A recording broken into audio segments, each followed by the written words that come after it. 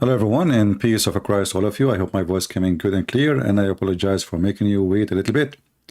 We have difficulty with the internet, and I just finished phone call with the company. Today our topic is about the amazing, beautiful Quran, which is really amazing. One of you, he sent me a video. I'm not going to play it because, you know, those Abduls always, they complain about copyright in order to take our channel down. However, you can search exactly for the same title you see in my video, and you will find the video of this person. He's a fool. Obviously, he do not know what he's talking about. And this is what they told him. They told him the Quran is amazing, and they give him false translation for the Quran, and he made a book about it. His name is Gary Miller, and he said in his video, not only the Muslims are amazed with the Quran, even non-Muslims. And today we will see how much we are amazed. And he wrote a book, obviously, about the amazing Quran, and actually it's published for free by Muslims. This is a website here. It's called Islam House,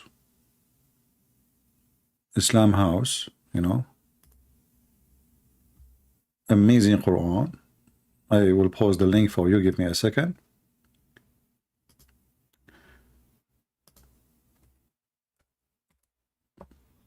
And obviously he's sponsored by them. So this is the book. And you see, Muslims, it's not like you. We don't want people to read books. I encourage everybody to read books, including this book, which is very funny and very stupid, will not even take me 2 seconds to prove that this book is stupid, and the one who wrote it, he do not know what he's talking about. And he have no idea in other way. If we open the book here in the website, let us do that.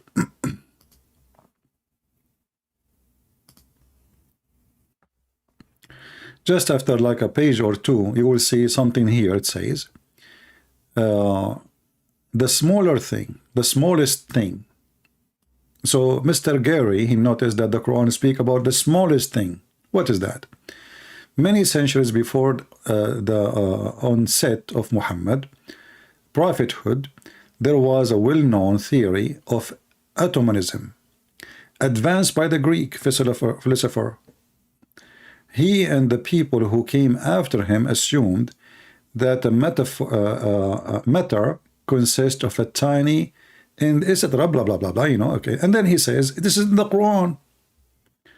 This exists in the Quran. Yet, interestingly enough, this information had already been documented in the Quran, Surah chapter 34, verse number 3. And he say here, He, Allah, is aware of an atom's weight in the heaven and the earth, and even anything smaller than that. And now he is talking about the atoms, how the Quran know about the atoms. Just to say to this idiot, if anybody know him, the word in Arabic is dharra. Dharra is an ant, is not an atoms. So whoever said to you the translation, he is making fun of you. I mean, when we say stupidity is amazing, dharra is an ant. So the Quran saying anything is an ant and smaller. So now the atom, the ant became an atoms. Today, in the language today, they use the word dharra to speak about nuclear, because supposedly in the language this is the smallest thing. But in the language, the Arabic language in the time of Muhammad, it was the ant, and specifically a specific kind of ants. If we go to the interpretation, chapter 34, verse number 3, you can open any interpretation. And this is the official Islamic government of Jordan. We will see it's an ant. So, I mean, you make a book about it. So the ant became a nuclear and atoms. Read with me. It's not only an ant. The word dharra is used for a small ant which is red. Because those red ants, they were very small, very tiny. So it says here, not even a small ant, or less or greater. So, you know, we made a book, the book saying Allah, He knows about every small thing, including even the red ant. And then suddenly this became an atoms and nuclear and proton and a neutron, and what the heck is that? So do you see how misleading work? When the Quran speak about something totally different, and now this guy, he discovered that this is the amazing Quran speaking about atoms. Because why? Because he's a donkey. He did read the Muslim translation, which is false, absolutely false. Do you think the Arab at the time of Muhammad, they knew the atoms, and they knew even the word atoms? Obviously, this is a different word, and the different even in Saudi Arabia right now, you know, if we go in the Hadith, what is the word reading in the Quran? It is dharra. Here we go. This is the word dharra. Here we go. I highlighted. Dharari is used for their children, the small ones. You can use it even for kids, the small ones.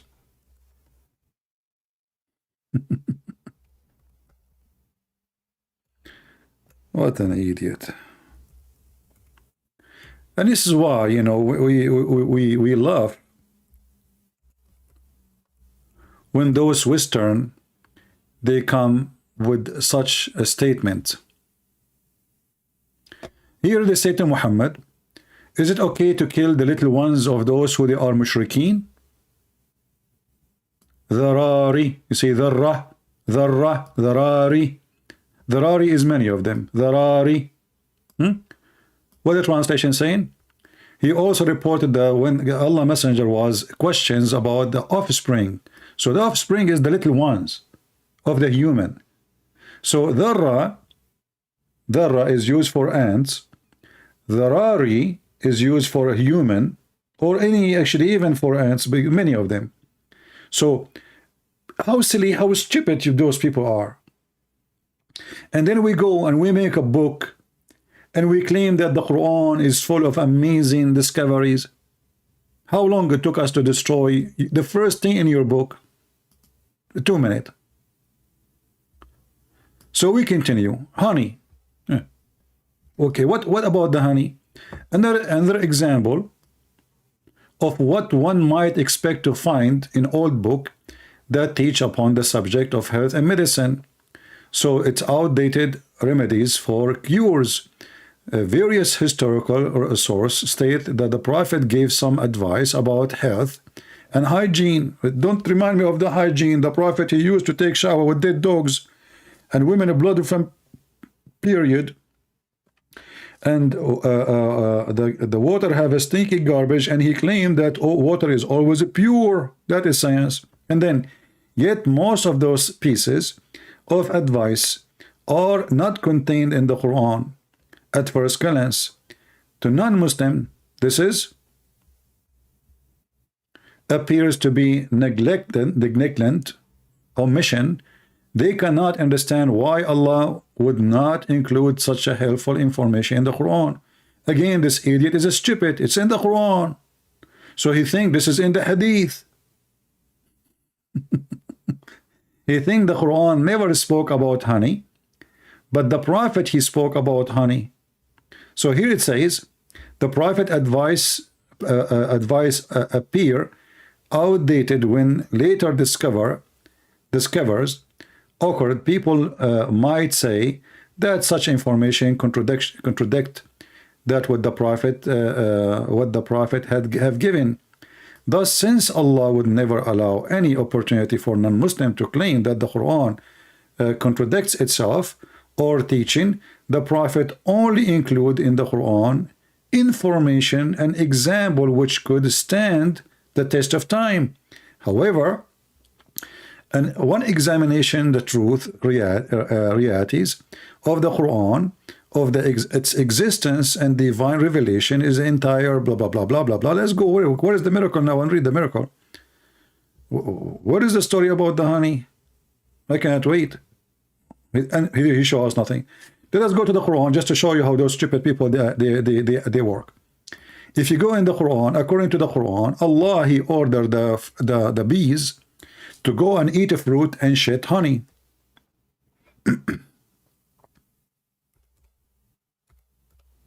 So according to the smart Allah, the bees, why the bees, why they have honey? Because they eat fruit, they shit honey. Read carefully.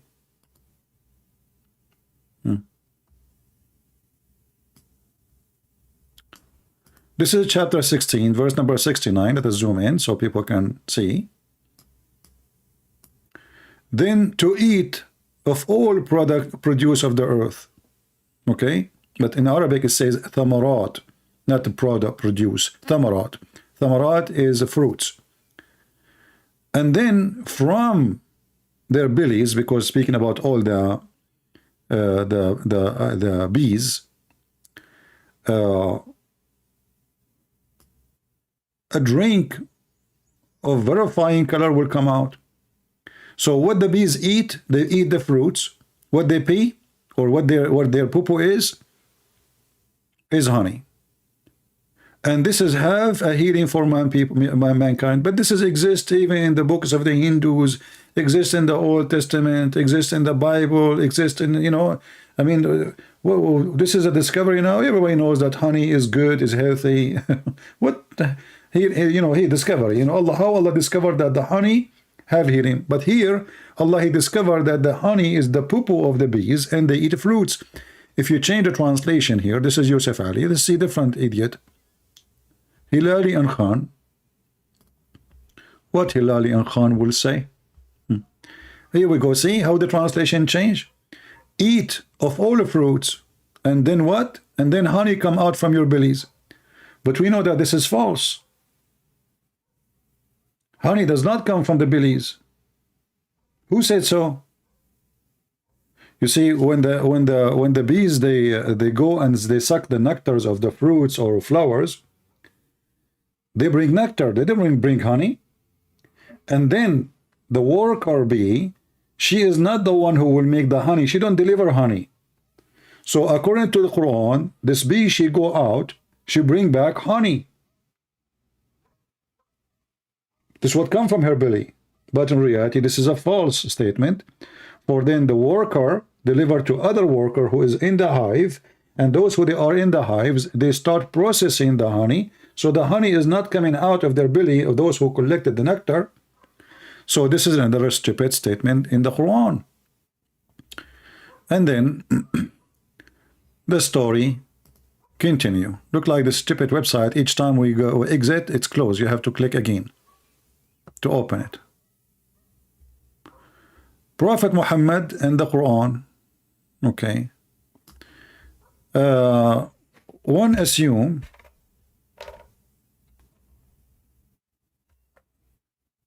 if one assumed that the Quran is the product of a man mind, then one would expect to reflect some of what was going on in the mind of a man who composed it. In fact, certain, etc., blah, blah, blah. Well, for sure the Quran is not coming from the mind of a man. It's coming from the mind of his testicles. As an example, when Muhammad, he says, any believing woman, she want to offer herself to the Prophet so he can F her. Is that the mind of God? Is that really the mind of God? The God who created the 7 heavens and 7 galaxies and 7 midget and 7 Mickey Mouse, and he is now busy about how many women he can F. And then he says any believing woman, she like to F the Prophet, and this is only a privilege for the Prophet. Isn't it obvious that this is a guy? Even Aisha, she said, I see that your God, he rushed into your temptation, Muhammad, you're lost. And you are the one who claimed to be a prophet of Allah. So, and all of those women, obviously this man, this is the book, cannot be composed by a man. This is by God. God, he went to his office. He said to himself, what I will give to Muhammad today? I will tell Muhammad today, you can F your wives, but already he's Fing them. Don't you think you are too late? And then in the top of that, your slave captives, you F them, you rape them. In the top of that, who you own them by your hand. In the top of that, the daughter of your cousin from your mom's side, the daughter of your cousin from your dad's side, the daughter of your cousin from...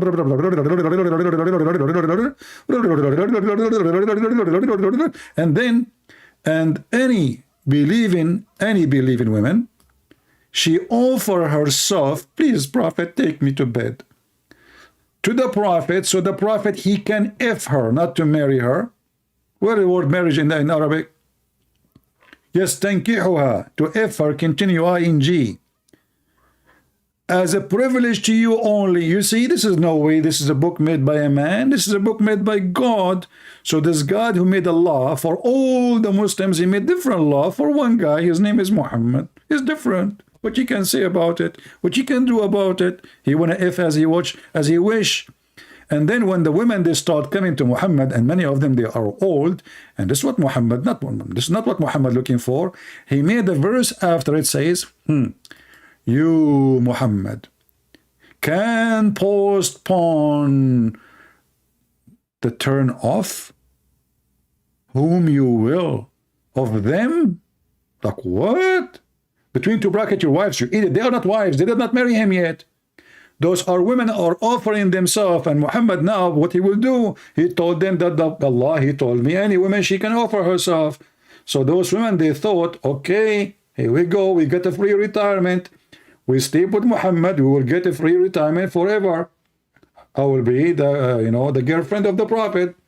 So all women, they start coming, and Muhammad, this is not what I'm looking for. So now he made another verse, says, well, you know what? Allah told me I can take whatever I wish and I can refuse whatever I wish. So you may receive and you may receive whom you will. You believe it? So this idiot, he is saying the amazing Quran.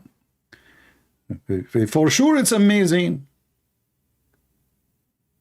And do you see how amazing it is?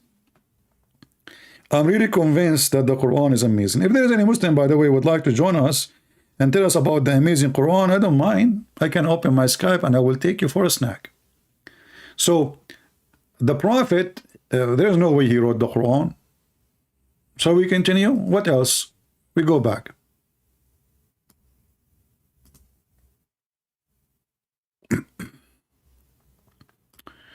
I mean, what a joke. Scientific approach to the Quran. The scientific approach. Truly scientific approach to the Quran. Possible because the Quran utters something that is not offered by other religious scriptures. In a particular other religion, in general, okay, what does that mean? It is what scientists demand today. There are many people who have idea and theory. Okay, continue. Where that will take us? Let us go. Show us the science. He did not show us the science. Fertilize what? Philosophication test. Okay, do philosophication test. He's going to do test now. Shall we do the test? The sun set in murky water, and the hail is coming from the mountain in heaven, and thunder is an angel. Okay, here he says, chapter An-Nisa, chapter 4, verse 32. Don't they consider the Quran? Had it been from any other than Allah, they would surely have found therein much contradictions. Well, the whole Quran is contradiction. As an example, which one Allah created first? The trees or the lamps, which mean the stars? Any Muslim can tell us? Who is a Muslim can accept my challenge? Very simple question. Let me open my Skype. Again, who is a Muslim, he can accept my challenge. Very simple challenge. which one Allah created first? You can check it out before you call me. The stars or the trees? Any Muslim?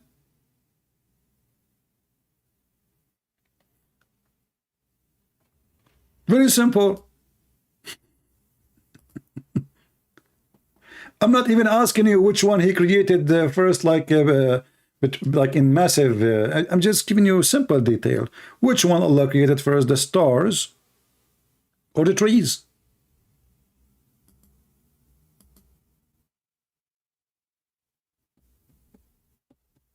Anyone?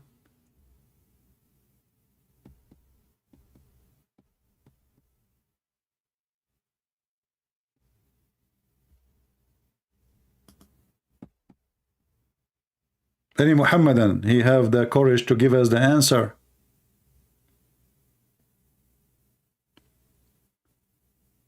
And there is tons of examples about contradiction. All the book is contradictions.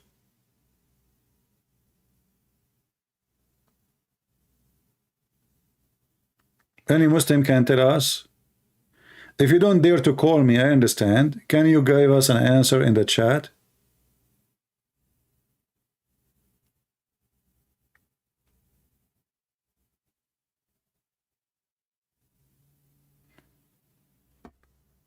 Lisa, I don't know if you are using the correct Skype. The Skype I used 2 weeks ago, this is different from the one. We are using the one which we used last time. Is that the same one you are posting? I hope so. This is the one we are using today. Let us post the link. All right. We will use this one for now, for the coming maybe a few months. Do we have any Muslim? Have you ever heard of a God who do not know which one he created first?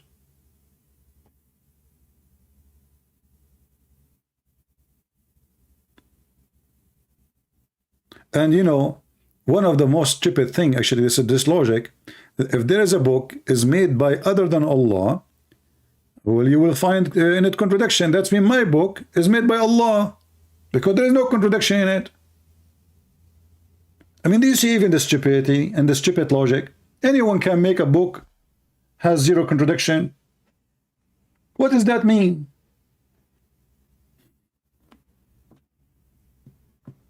Go read my books, find me contradiction.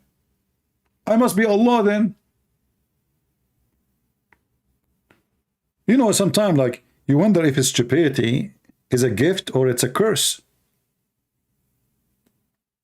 This is the proof now that the book, the Quran, is made by God. And this God, his name is Allah. Why? Because there's no contradiction. But even that test which he put for himself, he got himself busted. Who is a Muslim, he agree that the Quran does not have contradiction, would like to join us live on air. Brother, if you call me and you defend the Quran, Allah will bless you. A lot of versions. I cannot even count them for you.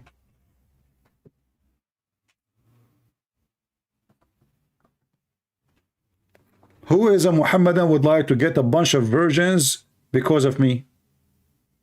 Can you imagine that Allah one day will say to you, you call the Christian prince and you got him busted, so I will give you women with big balloons. What do you think?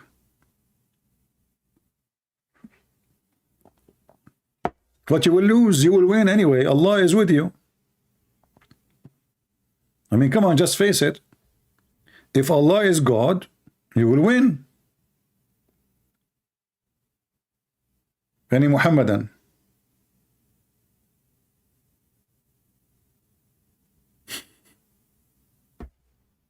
Anyone?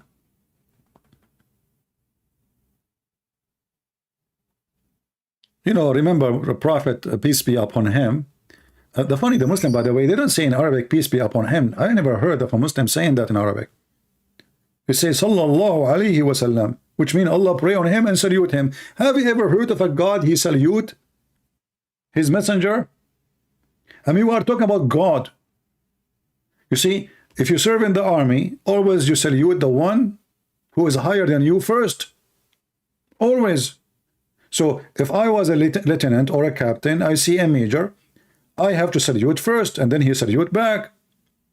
In Islam, Allah, he saluted the Prophet, and he pray on him. And then the Muslim in the translation, they give us false translation. They say, peace be upon him, brother. Where we can find that in Arabic? Any Muhammadan? My Skype is open. Mayday, Mayday, Mayday. Do we have any Muslim would like to put that into test? And this is a test. This is an examination. Allah himself, he chose him for himself. So we cannot say, oh, this is not the way really to prove the Quran to be from God or not. As you see, you Muslims are proud about it too. So what we will do now, in 2 seconds, we can prove that this is a false challenge, and the Quran is full of contradictions. Not only one, not only two, not only three, not only four. You know, I'm not going to count for you. You count. Who want to do that?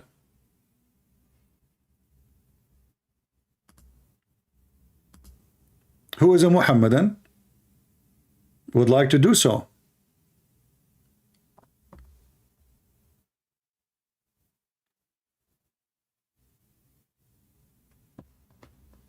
Anyone? Until now, our Skype is empty. There is nothing.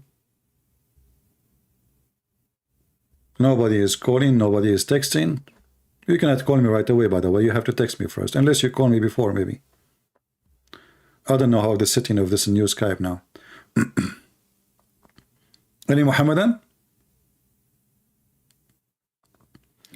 So you Muslim, you made the ant a nuclear atoms. I mean, how big the lie can be? By the way, the Prophet is so good in hygiene. Isn't it the Prophet, he says, if somebody eat with his hand, when you eat with his hands, lick your fingers if you could not lick it, or ask somebody, your wife or your slave, just to lick it for you? I mean, this is hygiene. Imagine I'm eating now, and then I give you my fingers to lick it for me. Why Muslims don't do that in their TVs programs? You see, the Muslim, they have like programs, and like now they are translating to Spanish and trying to fool the Mexican to show them that Islamic society is so good, is so clean, is so nice.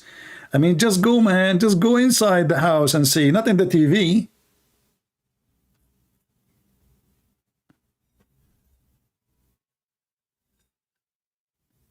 Very clean. Do we have any Muhammadan? Mayday, Mayday, Mayday. Who is a Muhammadan when I took this examination, a challenge made by Allah, into test? Anyone? Don't give my fingers. Why? They will bite them.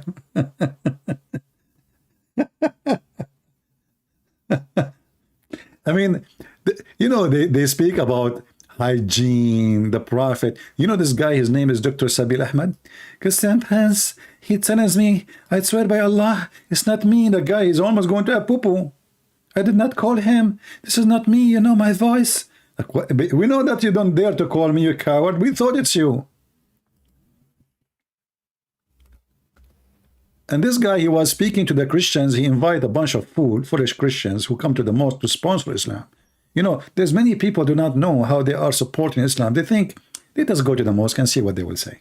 In fact, they are using you for their propaganda and their videos on YouTube. This is the Prophet said here. Ibn Abbas reported that Allah Prophet saying, when one of you eats, he must not wipe his hands till he lick it, or give it to someone to lick it.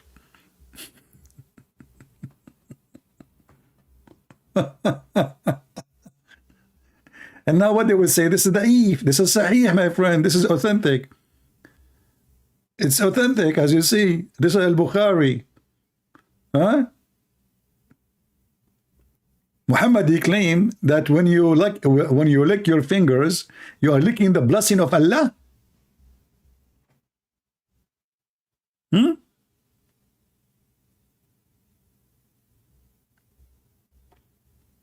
By the way, my fingers are dirty. Let me go to the street and see if somebody walking by.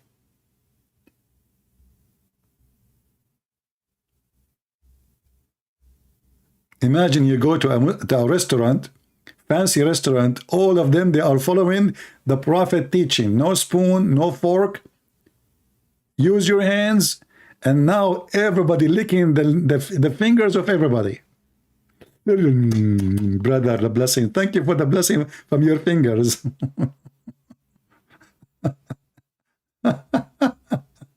And not only that, the funny is, Muhammad is stuck with number 3. You have to lick it 3 times. In different hadith, I see this one, it says da'if, but it's sahih actually. It says you have to lick it 3 times. As you see here, look at the funny Muslim, propaganda. In this hadith, which is exactly the same, it says da'if isnad. You go just little, it says sahih. The same one. Sahih, da'if. Sahih, da'if, sahih, da'if, sahih, da'if, sahih, da'if. What the heck with this religion? And Muhammad is claiming that because you don't know where the blessing is in the food, there is something called the blessing. So you have to lick the blessing. This is the only religion you can lick the blessing. My friend, don't text me unless you are a Muslim. We want Muslims to call us. Why somebody is a Christian is trying to call me?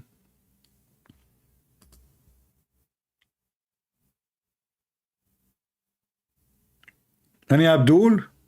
And don't worry, if you call me, I'm not going to make you lick my fingers. No way. And the excuse is, for he does not know in what portion of the food the blessing lies. Like, what the heck? So in the food, there's lies like a blessing. But in the dish, like, you have to, we don't know where. So the blessing, like you eat, but you don't know where.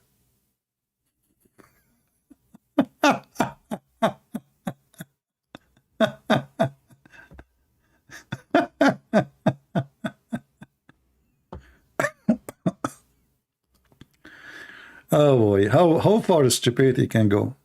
Why you don't put that in your book, the one who made a book about the amazing and the science of the Prophet of Allah?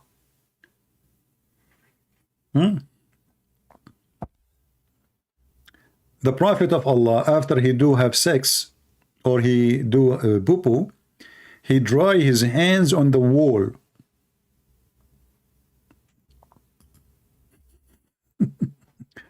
So I can imagine that the Prophet of Allah, he have a Picasso art in his bedroom. Each time he do poo-poo or he have sex, he dry his hands on the wall. Try it. Just try it, try it. Let us see what you will have, what kind of a drawing you will have in your wall. The Prophet, he have wallpaper made by his fingerprint. Any Muslim would like to call us to talk about the contradiction in the Quran?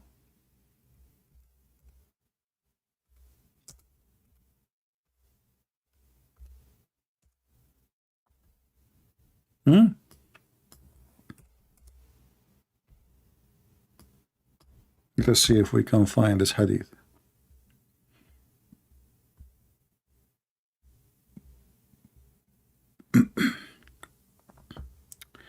Brother.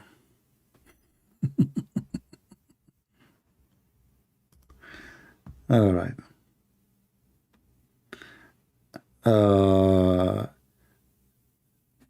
Somebody saying he is a Muslim, he converted to Christianity. No problem. Still, I will not take your call.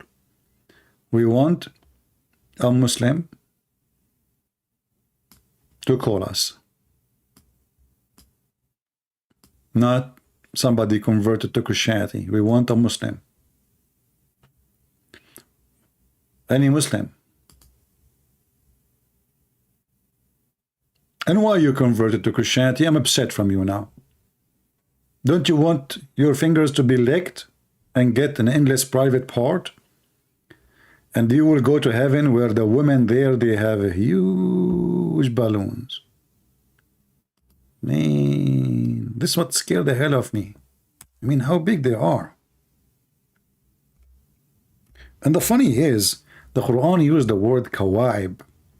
You know kawaib, you see the Kaaba? Kawaib is a cube. The Muslim translation for the verse here, you will see different translation from the bent from 1 to 1. Here it says, and young full-breasted. Okay, young what?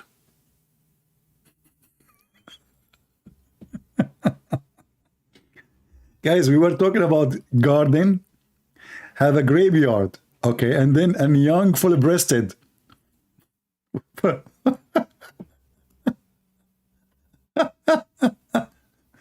You change the translator. Let's go to Yusuf Ali. Yusuf Ali, he have a word I do not know how to say, so forgive me, please. I always play with it. And you will have, what is the word women in the verse? Wait, Muslims, you add in words in the Quran. Where is the word women? This is the verse here. Where is the word women? Where? Anybody can tell me how you know it's women? And here it says, Volo octopus. Oh, we will get an octopus. You know, women, they put their fingers around you, and that's it. They are octopus, brother. Volobotos. Volobotos. Is that Botox? Now I know what women do Botox. This is century ago. 14th century ago. So women, Botox, women equal age. What equal age? What the heck is that? So you are promising me women who have a Volobotos boobs? That's a miracle. I mean, isn't it obvious that this God must be true God? Who is the... If there is any God in the world, he give you women with big boobs? Or Volo octopus? Only Allah must be a true God. And this, look, there's no contradiction here. Here we go. We found the verse in the Quran have zero contradiction. Salah saying, Salah is a Muslim, I think. He's saying, any decent Christian follower of Jesus here? Salah? Brother, why you are asking? Do you have a top secret? You want to share it only with the true follower of Jesus?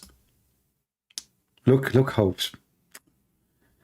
You must be working for Putin, man. Salah? Why you don't call me buddy? You are the guy who keep posting in the comment section, right? If there's any decent follower of Jesus Christ, your Quran even forgot to mention his name. Do you know that your prophet do not know even what the name of Jesus? Oh, privately, guys. Salah, he can answer you privately. Why you don't answer us without privately, brother Salah? Why privately? Why privately? Okay, I want to talk to you in private. Can you call me, please? Salah? Me and you, we will have a private call. Nobody will know about it except YouTube, Facebook, Instagram. And the last one to know, as usual, is Allah. So why you don't call us as long as you have answers? I mean, look how brave they are. If you are, please contact me privately. I will be happy to answer your question, but not this quack. You are talking about who? Prophet Muhammad, calling him quack? Shame on you. Dude, as long as you can answer any question, very simple question. Why you kiss the black stone? Tell them, go ahead. Why you Muslims kiss the black stone? Give us an answer, we are waiting. Don't give me a quack answer. Walk. Why you kiss the black stone? Are you pagan? Is that scientifically accurate?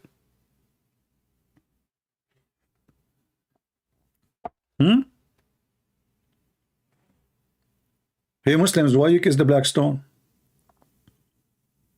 And the funny, they accuse everybody to be pagan, and they are lined up by thousands around the house made of stones, and they believe it's holy stones, and then they put their head on the stone and they cry, forgive me, stone, please.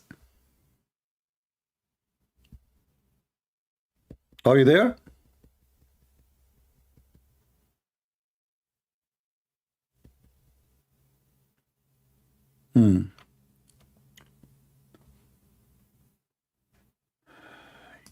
Why do you lick or mint the Palestine one? How many times I told you, you coward? You are a Pakistani, and yet you call yourself Palestine. Go change your name. Come back to Pakistan. What's wrong with you? Are you ashamed of? I mean, look at this religion. Those people, they have nothing to do with any of, even their God, Allah, forget to mention the word Palestine. You cannot fight in the Quran. Yet Abdul, he is from Pakistan, which is flooded, and people do not have a place to walk no more, and the country is bankrupt. He is worried about Palestine. But yet, if you go in the Quran, we will find that Allah, he gave Palestine to the Jews. And not only that, Allah, he told the Jews to kill the Palestinian. Where in the Quran, brother? Yes, brother. And when the Jews refused to kill the Palestinian, brother, Allah, he made them lose their direction for 40 years. See what happened when you don't kill the Palestinian, brother? Here we go. Is that your Quran? Chapter 5, verse number 21. I remember once I was doing a seminar in the Philippines, and Abdul, he was so excited. He put his hand up. He said, what do you think about the injustice done to the Palestinian by the Jews? I heard that you people here, you support the Jews. I said, we support the Jews. He said, they are Zionist.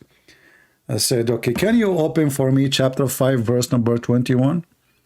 The guy, he don't know how to find it. Actually, he started reading the verse number 20. I told him, Abdul, this is 20, 21. In Quran, the verses appear in different way. So 21, read 21, translation.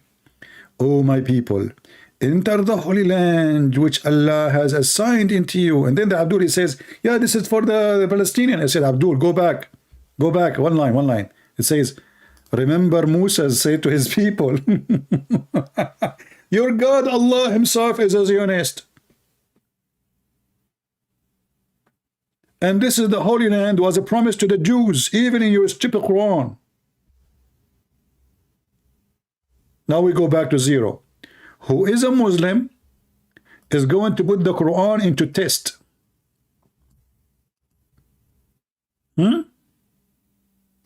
A guy, his name is Gary. He said, look at that sentence, brother. Allah is very sure.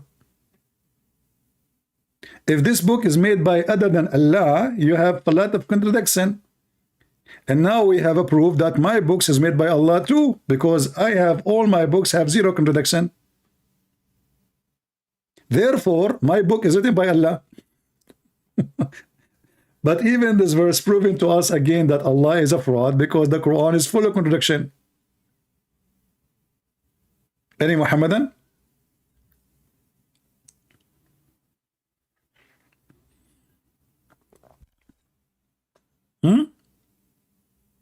Any Muhammadan want to put the Quran into the challenge? See, the one who put the challenge is not me, so don't be upset. It's your God. And this guy, he says, a perfect example how Islam provide man with a chance to verify it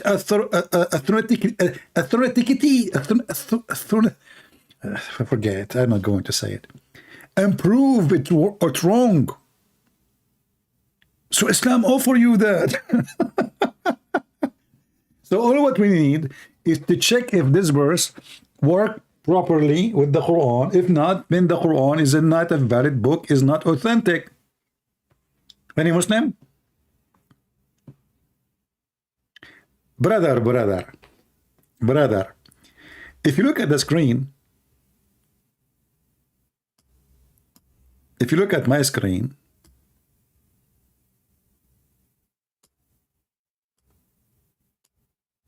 Do you see the stars in the screen, brother, moving? Guess what Allah is doing according to the Quran?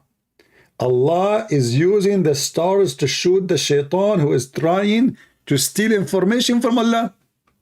Science. So Allah, He says, we made the sky protected roof. What the Muslim they say? This is atmosphere. When we go in the Quran, we find that the Quran saying the opposite. This is Allah shooting the one who tried to go to the sky. Not the one is coming from the sky.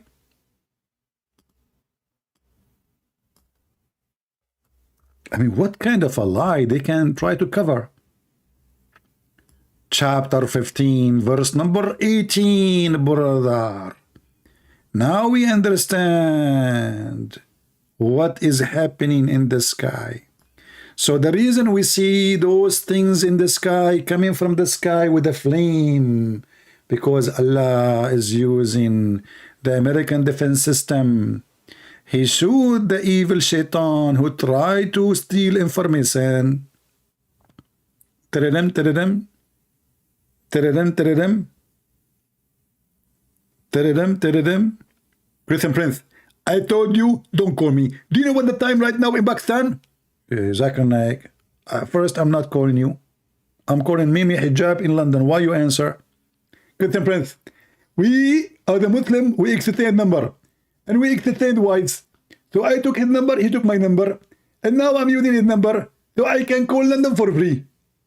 Okay, as long as I thought I'm calling Mimi Hijab, it turned to be you. And now you are up anyway. So what do you think about Allah is guarding the sky from the evil shaitan who tried to steal information? What information shaitan is trying to steal?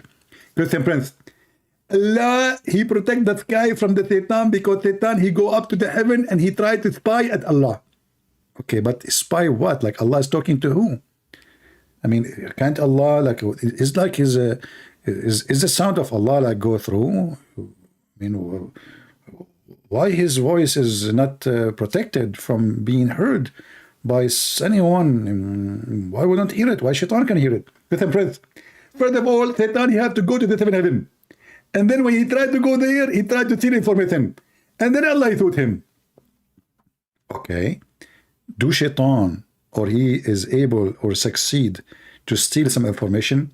Christian Prince, Satan, he steals some information. But then Allah, he taught him. And most likely, he will die before he arrives back. And if he survives, he will be injured, heavily injured. But still, he can transfer the information which he stole from Allah. Looks like even Allah, he is not safe from hacking. So the hacker, Shaitan, he fly up to the heaven, and his purpose is he want to spy at Allah. Exactly. And then Shaitan, he listen to what Allah is saying, and then he want to take it so he can sell the information in the market. Exactly. And then in the market, Shaitan, he will give it to the fortune teller. The fortune teller is the one who associates with Satan. So Satan provides him information. Other example, you go to the fortune teller, you say to him, what will happen to me tomorrow? What will happen to you tomorrow? You will grow your beard with fertilizer, it's still not working. We know what will happen. Listen, friends, respect yourself. My beard is like this because I don't care for it. If I want to put fertilizer, it's going to be a lot nicer. And you know that. Okay, Zuzu. So now what we will do you really believe that Shaitan, he can steal information from God? What kind of God this God is? I mean, shouldn't he change his security? Zuzu? Are you there? Zuzu?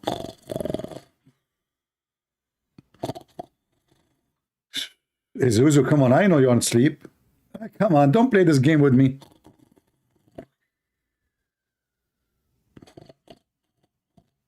Zakir Naik, there's no way you can snore like this. All of you is in this, and like if we turn the fan on, you will fly. This is a snoring of somebody in the size of an elephant. Come on, Zakir. Christian Prince. First of all, I was not snoring, and this is not me, this is my wife.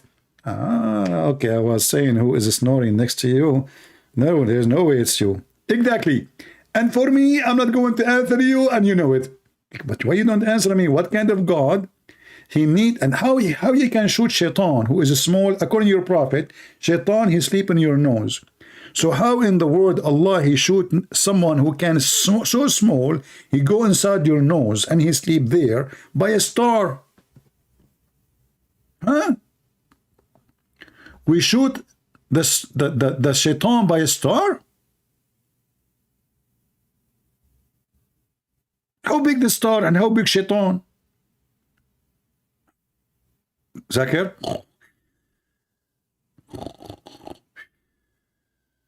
So look at them. We are making a challenge to put the Quran into test, and until now the Muslims are not calling.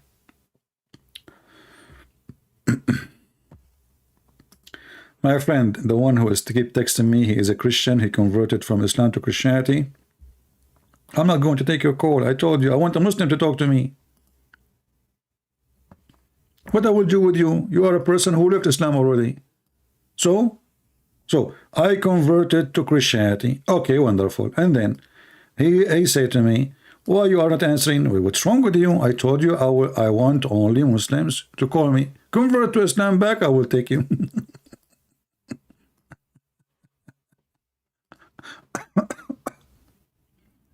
Any Abdul?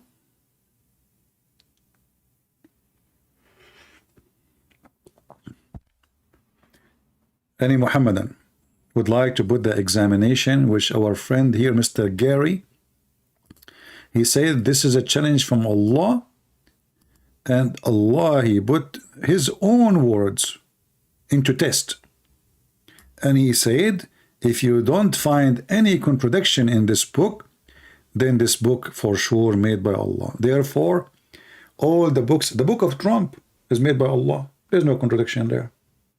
Trump, he keeps saying, I am the one who did this. I am the one who did that. No contradiction.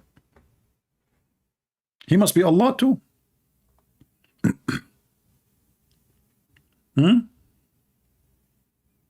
My books too, made by Allah. There's no contradiction.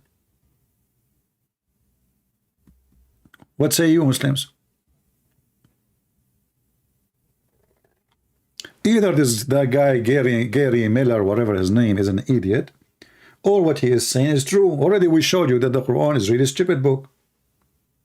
I mean, if we go right now to the Quran, we just one verse as an example. Yeah, we just showed this one. I mean, isn't this stupid? Shaitan, he want to steal information, so we shoot him. So this is how Muhammad explained the falling stars or the meteor. This is Allah shooting Shaitan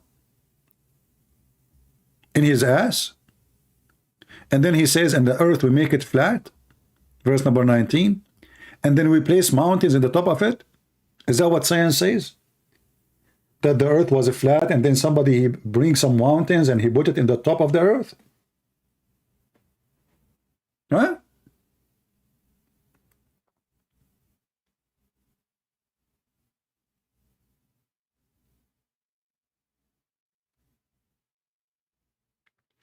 Any Muhammadan?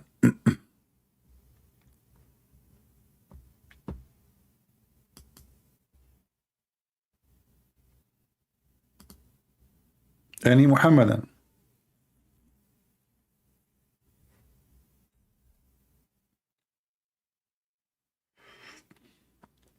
Mr. Salah saying, show your degree in Islamic Sharia, CP, unless you are a liar.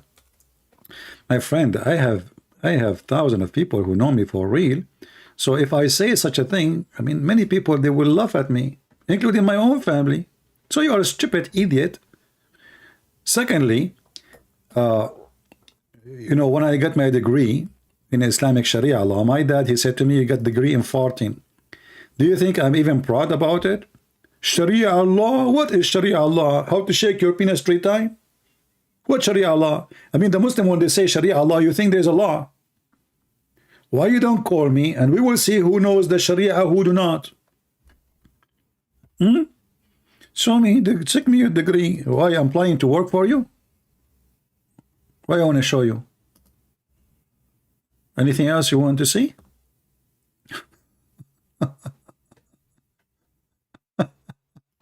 Show me your degree. I am like your prophet who do not know how to write, how to read. So how come you want me to provide you my degrees, yet you don't ask your prophet, what is your qualification, man? You do not even know how to read your name. Show I am not a liar? I don't care if you think I'm a liar or not. You have to prove it. Is that correct, guys? You have to prove that I am a liar. And I'm giving you tons of opportunity. Here we go. I'm speaking against your prophet. Everything I say, you can come now to the microphone and show people that this guy is a liar. You do not need the degree. If I'm applying for a job, I will show you my degree, but my degree will not help in any job, actually. Unless, like, you know, some jobs like with the American Army, etc., maybe. So, CP, show us degree in Islamic Sharia, please. Can you show us? No, I cannot show you. Why you want to see it? You are so cute. Yeah, what Sharia? Islamic Sharia. You know, when you open right now any Islamic channel and speak about Sharia, what is the phone calls? Assalamu alaikum. Alaikum salam, brother. Brother, my wife, when we were having sexual intercourse, a drop of her milk came in my mouth. She became forbidden for me, brother. This is Sharia. So now there's millions of people listening to the Abdul who was sucking the nipples of his wife when he was having sex with her, and now he is worried. What his worry is, because in Islam, brother, if we drink the milk of a woman, we became like mother for me. She's my mother now.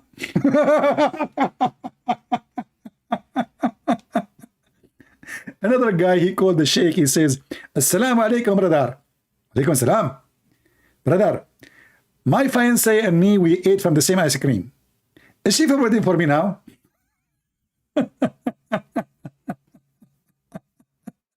Sharia Allah. Oh boy. You know what? As long you are a person who can examine Sharia Allah, what is the point of a growing woman? She can give her boobs to a stranger. What that will do exactly? Can you tell us?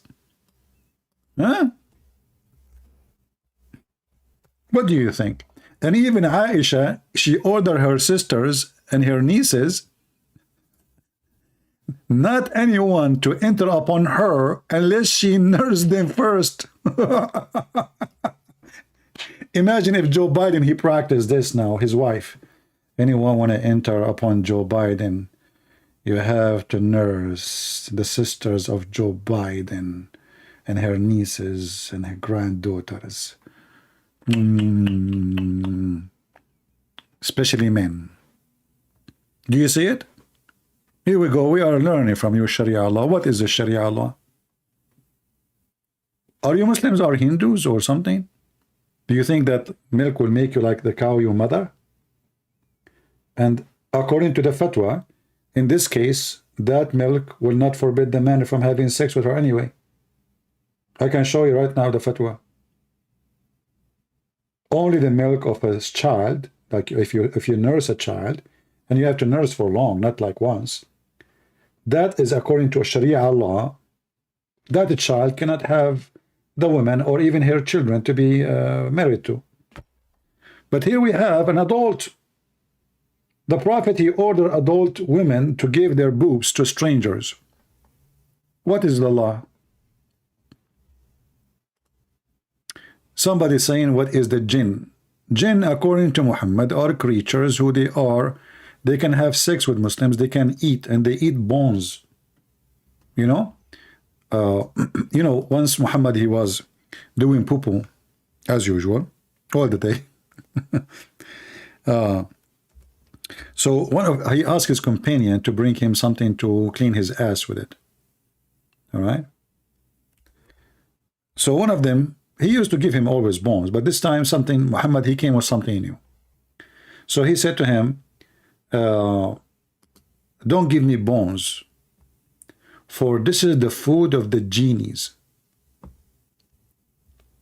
So mistakenly, some Christian, because they are ignorant about Islam, they think that genie, it is the same as saying a demon. Demon are a spirit. Genie are not. They don't even have a spirit.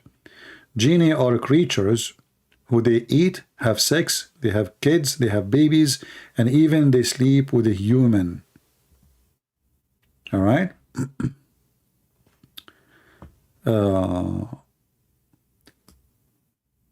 So according to Muhammad, after you eat and you throw the bones, Allah, he put invisible meat on the bones and the genie eat it.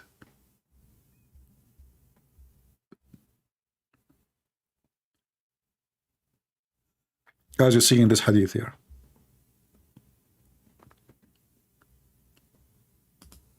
So you eat the bones, you eat the meat and the bones, and then you have bones only, right? You throw it away. Every bone on which the name of Allah is recited is your provision. Provision of what? Of the jinn. And this is a conversation supposed to happen between Muhammad and the genie. Here it says, you can read, let me pause the hadith for you. I will post the link. You can read it. It's funny, it's stupid, showing us the science of Muhammad again.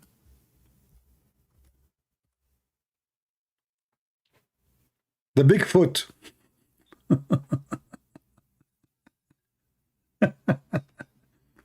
So the genie, they are asking Muhammad, they have any conversation.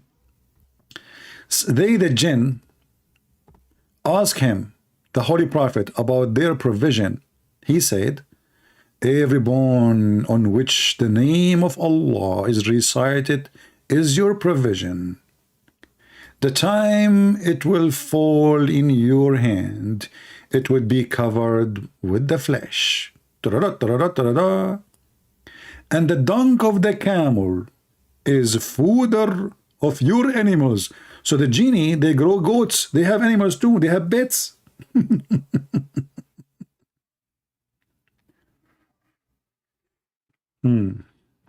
You see it? So the genies, they are not only creatures who eat and have sex and do poo-poo and, you know, and have sex with the human, with Muslims specifically, as according to Muslims. Even they have bets. So the poo-poo, brother, of the camel and the human is the food of your animal. You pretended Islam and Christianity don't both believe in stupid things. Science for dinner. Well, I don't know. I think, you know, you are talking about science and you are talking about stupidity, but yet your name is Science for Dinner. So my friend, you are the kind who eat science, who shit knowledge. Look at your name. Science for dinner. So this guy, he eat science, he shit knowledge. And now he is doing his poo-poo in the chat.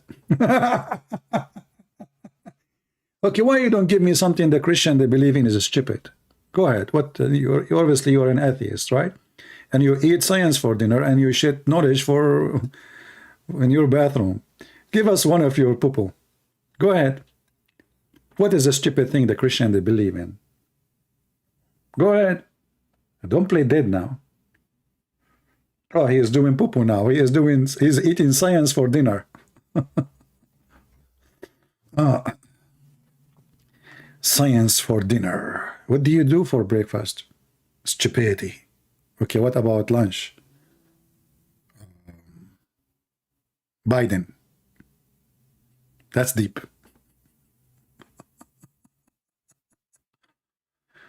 I mean, where those people come to me, I don't know. Sometimes you cannot control the sewage. Do we have any Muhammadan want to say anything? We go back to the Chanish. I mean, look at this. Until now, not a single Muslim he dared to take the Chanish into test. Either this is true, or the Quran is a book of stupidity. there are many who claim even Muhammad never seen, never exist. CP, what is your take on this? My friend, Muhammad is exist or not exist, none of my business. I am here to laugh. I prefer that he exists. Who care? I mean, those things, my friend. If he's exist or not, there's a more than 1 billion human being. They believe in his existence. So why wanna? What that mean? You know, not exist. Don't hurt their feeling. I am against hurting the feeling of anyone. So no, he exists, but he's in the grave. He's dead. So now the question is, how such an exist man, his name is Muhammad, claim that he's sent by God, he says such a stupid thing. So I say he's exist, and the proof is stupidity. I mean, you cannot accuse somebody of stupidity, yet he doesn't exist. That's weird. As an example, when the prophet, he says that women, they have a sperm, and there's sperm coming from their ribs. How the prophet knew that? Amazing. You know, all my life I was suspicious about women. They act weird, especially when it's come to their chest area. You know, like they cover it, they hide it, and they have a bra, and you know, like, and this bra is armed with like some kind of material and bra. Something's fishy there. So I said to myself, what is behind the bra? What are they hiding? And then when I did read the Quran, brother, and then I found that the backbone is where the human being, a man, a male sperm coming from, and the women ribs is where there is sperm coming from. I know now what are they hiding. Those bra, brother, they are full of sperm. And when it is time, they flood you with it. Boing, boing, boing. This is why you see those like women when they jump, you know, like boing, boing, boing. Why? Because they have a breast testicle there. You, because you are ignorant. What is the guy's science for dinner? You, because you are ignorant, you think those are breast. My friend, update your information. Those are not information. Information. Okay, let's speak French now. Le français, okay? So, you know, they are breast testicle. It's very easy to speak French, by the way. You say like, le breast testicle. Okay, so it's according to Prophet Muhammad. Let us go to Ibn Kathir. I mean, this is the book of God. What you can say about that, you know? Yeah, all right. So chapter 86, verse number 7. Let us go to Ibn Kathir. Because Muslim, they might say he's lying. It's not true. The Quran never say that. You're a liar. You're a liar. Here we go. This is the Quran. And this is Ibn Kathir, brother. And this is your website. Let us see what Ibn Kathir will say. That's deep. Are you ready? Are you sincerely ready? Meaning the backbone of the man and the ribs of the woman, which is referring to her chest. So it's a sexual fluid, meaning he created from a water gushing forth, meaning a sexual fluid that comes out, burst forth from the man and the woman. We are created from what? From a sexual fluid burst out from the man and the woman. Put that in your mind. Take a note, take note. Thus the child produced from both of them by permission of Allah. Due to this, Allah says, proceeding from between the backbone and the ribs, meaning the backbone of the man and the ribs of the women, which is referring to her chest. Suhaib ibn Bashar, he said, the backbone of the man and the ribs of the women, it is the fluid, yellow and fine in texture, and the child will not be born except from both of them, i.e. sexual fluid knowledge. Who can beat that? So somebody can call Mr. Gary and he can add this to his book? Absolutely, Mr. Ancient Indian. This is absolutely. Actually, I heard that even Indian, they stole a lot of science from Prophet Muhammad. I can prove it. Look, let me show you how the Hindus, they stole a lot of things from Prophet Muhammad. Look in here. What is the biggest chapter in the Quran? The cow.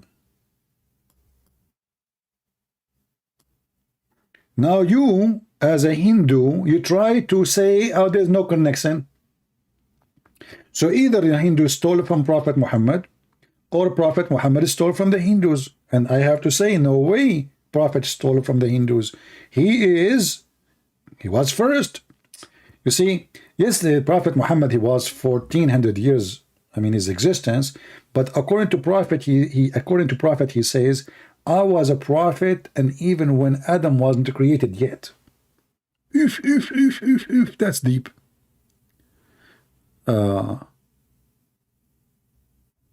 Guys, look at this guy.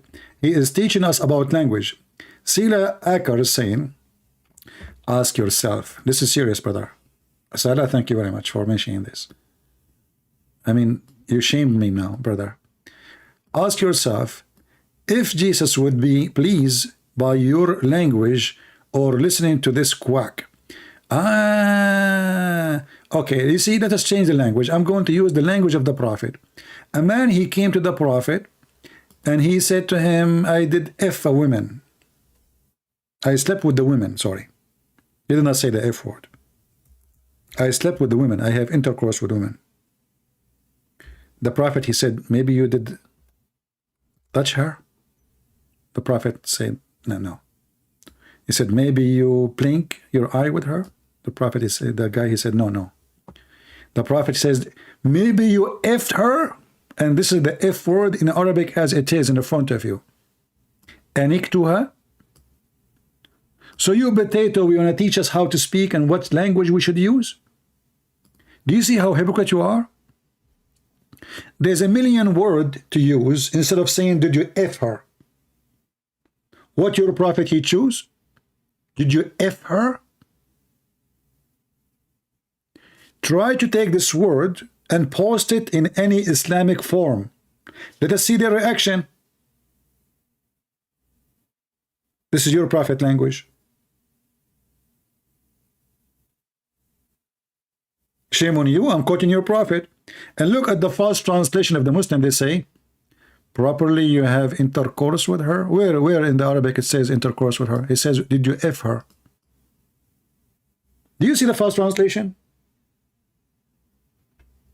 Aniktuha is a street language for the F word. It's in the front of your eyes. Are you there?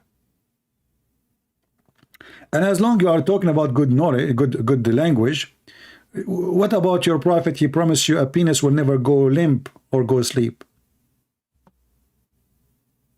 What do you think? This is Mansour. He changed his name for Mansour for dinner. You know.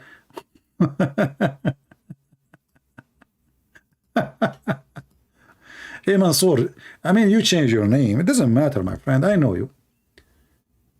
This is Abdul Mansour. You know, I really feel sorry for him. Why you don't call me? Call me. I will let you read whatever you wish. You have one verse to speak about. Okay, I will make you read it.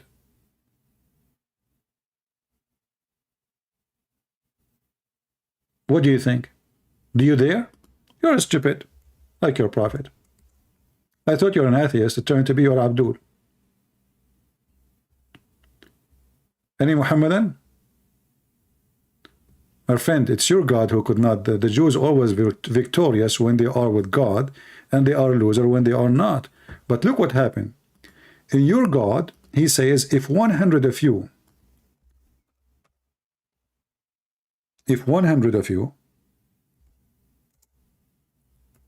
with patient, they can kill 1,000.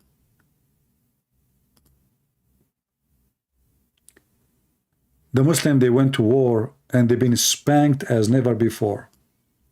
Then the coward Muhammad, who he claimed to be a prophet of God, he updated immediately what he just told them. He told them 100 of you can fight 1,000.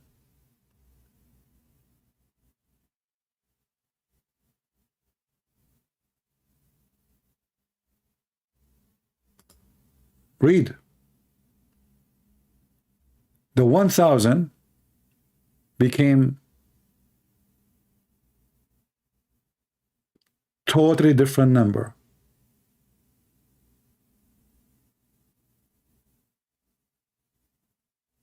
"20 of you with patience and preservation,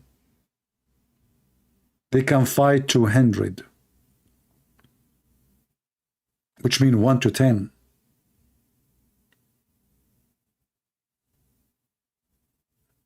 Then what happened? They went to war. They got a big finger from the enemy. So Allah, He says, now in the present, Allah, He enlightened your task. Now He knows. Now, there is a weak spot on you.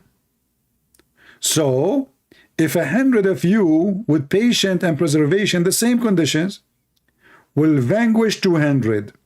So, from 1 to 10 to 1 to 2. Do you see the error?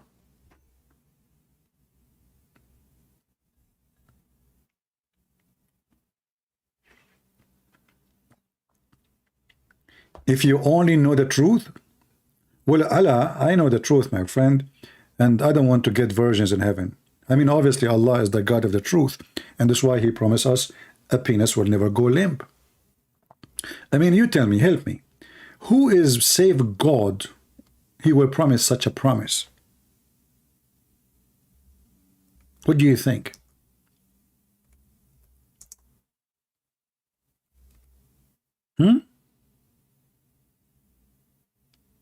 It must be God. Normal promises, this is not a promise can come from a human. What do you think? Isn't it obvious? You see, because a human, he will not think far in that direction, but God, He think about everything. So now He will send us to heaven, and we will have a lot of women to do boom boom to them. But the private part is not working, brother. You cannot F those women, all of them. There are too many, too many. So look what he said. Prophet of Allah, he swears, saying, there is no one of whom Allah will admit to paradise, but Allah will make him marry 72 wives, 2 from the Houris and 70 from his inheritance from the people of hell. From where? From hell. All of whom will have a desirable front bases. What does that mean, brother? Let me describe for you.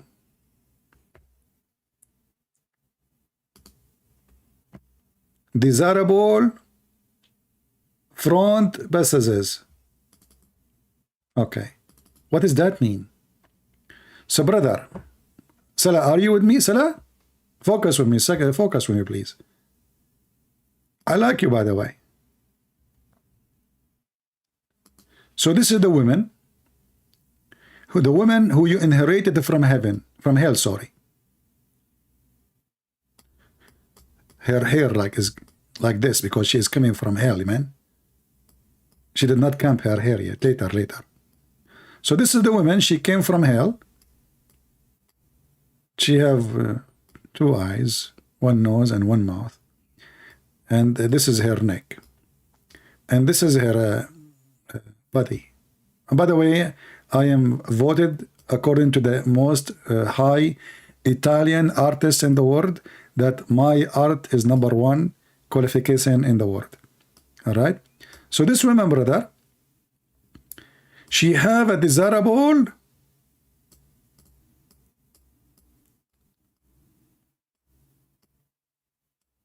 Alhamdulillah, so beautiful. She have what? She have desirable front bases. Are you with me?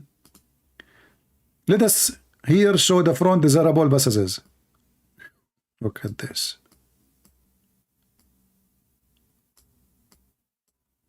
I'm not going to draw the one here. Alhamdulillah. This must be from God. Women who have not only a women, listen carefully. Allah will not just give us women. Those women, they have desirable front passages. Are you there, Salah? The one who is telling me about shame on you?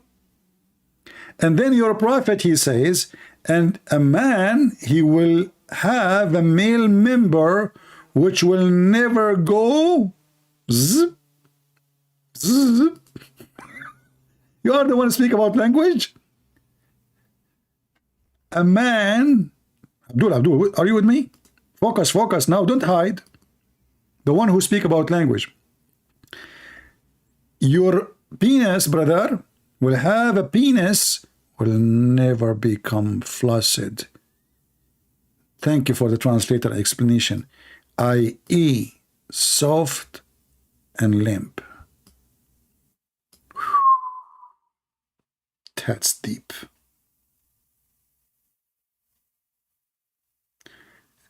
Somebody saying I draw the women without arms. Well, you know, arms. You know why you want a woman with arms in heaven?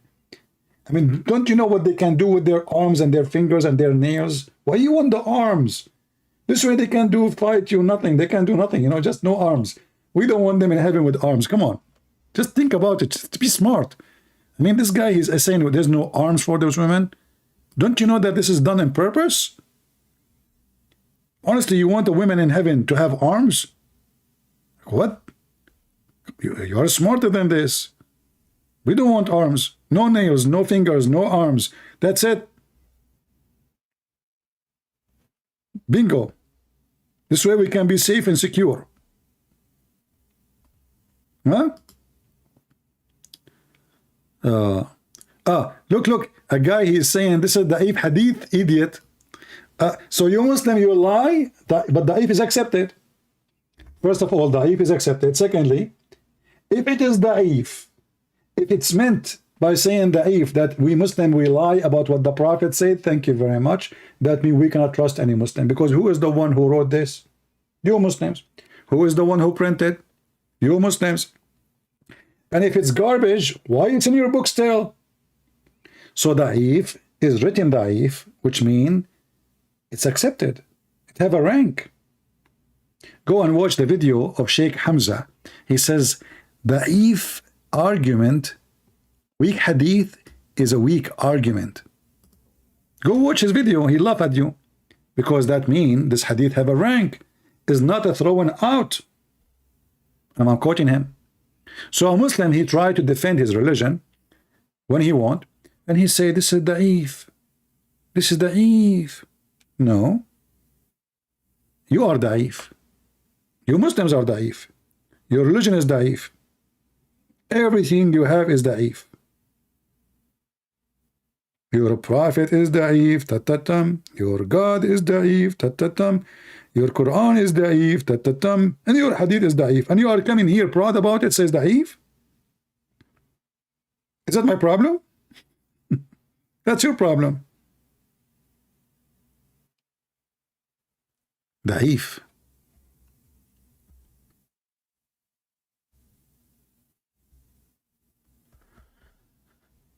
Oh boy.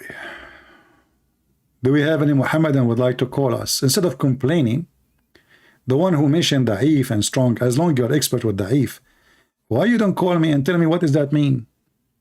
Are you saying you Muslim, you lie about your prophet? Just say it.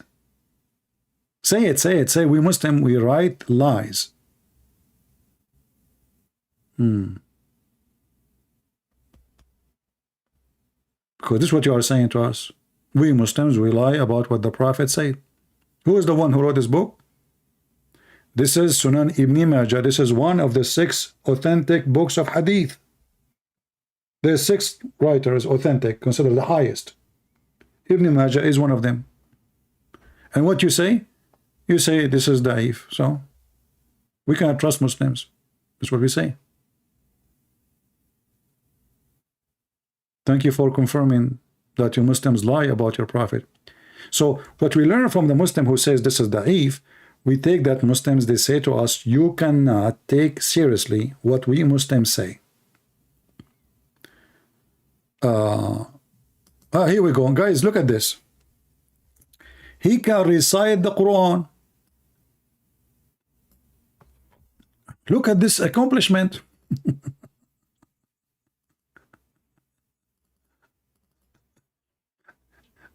Hey, people, listen carefully. Free Abdul Rahman, he is saying, welcome, Free Abdul Rahman, you are welcome here, my friend. So he is saying, can I recite the Quran for you with the true meaning and tajweed? I think I can change your mind. Okay, what about you call me and I will make you read for me a verse and you can recite it, but you have to give me the meaning. Is that fair, guys? Is that fair? I will give you a very simple verse. You sing it for us.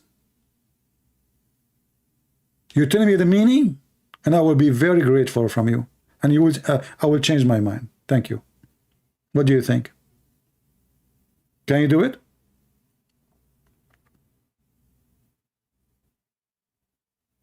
I'm not going to debate you about it. You know, it's up to you. I mean, we can stay talking as much as you want, but I will give you a verse. You recite it. You tell us what is the meaning. You can hang up if you want. You can stay if you want. What do you think? And I promise you, I will give you a very short verse. Extremely short. It's like Ahmadinejad before he wear his shoes. So what do you think, Abdul Rahman?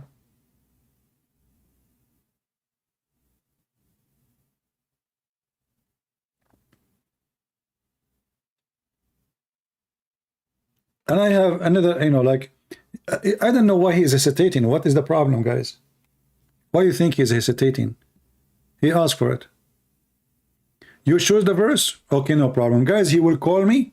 He will choose the verse. Go ahead. Go ahead. He will choose the verse. Remember carefully. He will choose the verse. Okay. I will go by your choice. The chapter you mentioned to me is going to be the chapter you choose. Go ahead. Go.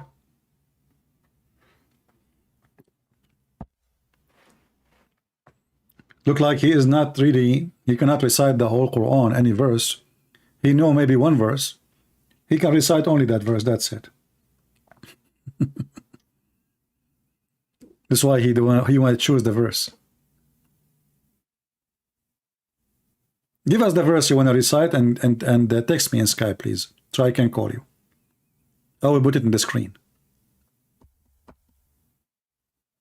Go ahead, I'm waiting.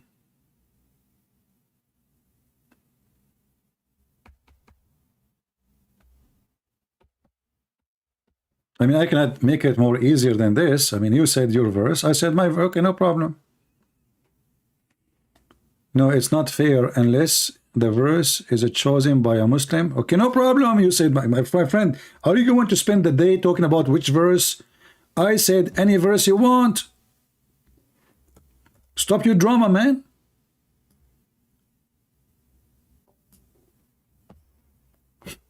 I mean, you see, they are just making excuse not to call. They are ashamed of their religion. If this guy is so proud, I am doing as you wish. You said a verse of your choice, no problem. Christian Prince, no, it's not fair unless the verse is chosen by a Muslim, and you cannot interrupt or say rude things. You never had anyone recite it for you. Okay, no problem. I will give you 1 minute to recite the verse. It's a verse. Shouldn't take even 30 seconds. Recite the verse. I will not interrupt. Go ahead. And you recite it, by the way. Don't play for me videotape or audio, you know, your voice. Go ahead. No problem. Still, you don't dare to call.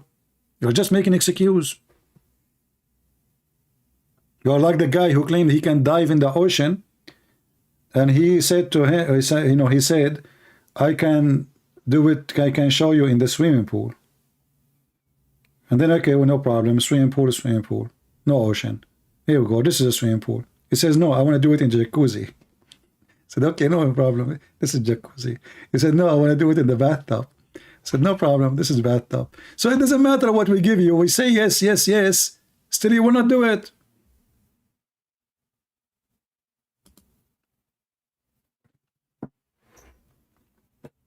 Any real Muslim, all of those are ashamed of the religion, as you see. Not a single Muslim. Look at them. We said, who is the one who can show us that the Quran is saying the truth, that if this is a book made by other than Allah, is going to have a lot of contradiction. What the Muslim they do? They don't dare to take the challenge. They don't dare to show us that yes, Quran teach, and we can prove it. Because they knew the Quran is false.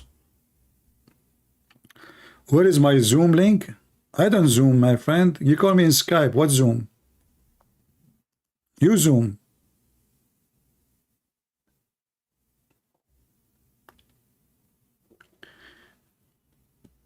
Do we have any Muhammadan would like to call us?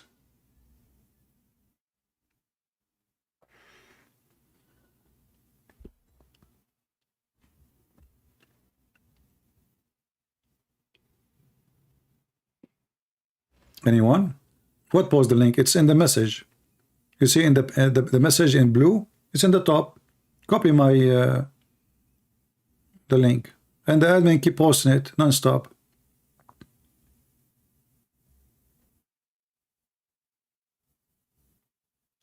Muhammad Shifan, he is saying stupid CP argument. My friend Shifan, why you don't call me and show me your smart argument? What do you think? I mean, you know, all what we see from Muhammadan, you are stupid, you are donkey, you do not know what you are talking about, you have no idea, but they will not call us and show us, give us the idea, prove us wrong. They just complain. And the reason they don't dare to call, because simply they knew that they don't themselves have an idea how to answer.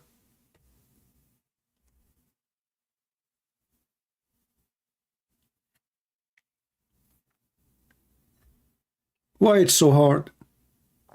Call, we will have a nice conversation. Let us have a nice conversation. No bad language, no cursing, no, you know. Let us have a good conversation. The Quran says, do they not consider the Quran, had it been from any other than Allah, they would surely have found therein much discrepancy? Can it be in private meeting? Why in private meeting? Are you a female? Why you want to be in private with me? A second ago you were a hero. Now you want to do it in private. And now I'm sure if I say yes in private, you will say I cannot do it. Can I send my dad? Guys, we keep compromising, saying whatever you wish. Now he want to private. No, my friend, I have no time for your private. Take a hike. Do we have any proud Muslim? He believe in his God. He is sure that Islam really is a religion coming from a true God. He can call us. Are you saying to me from the hundreds and the hundreds of people are watching, not a single Muslim, he is proud about his religion. He is willing to call, and he knew how right he is.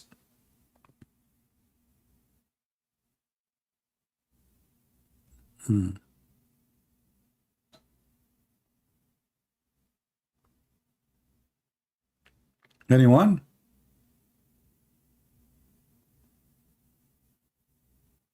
So why, if somebody is a Western, he do not know anything about Islam, you Muslim, you will line up to talk to him? Here you are, chicken. Just face it.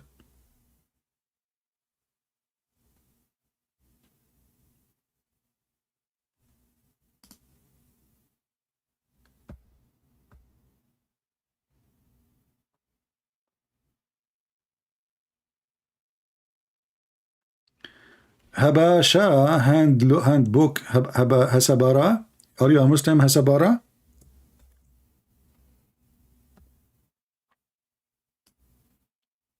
Hasabara, are you a Muslim, my friend?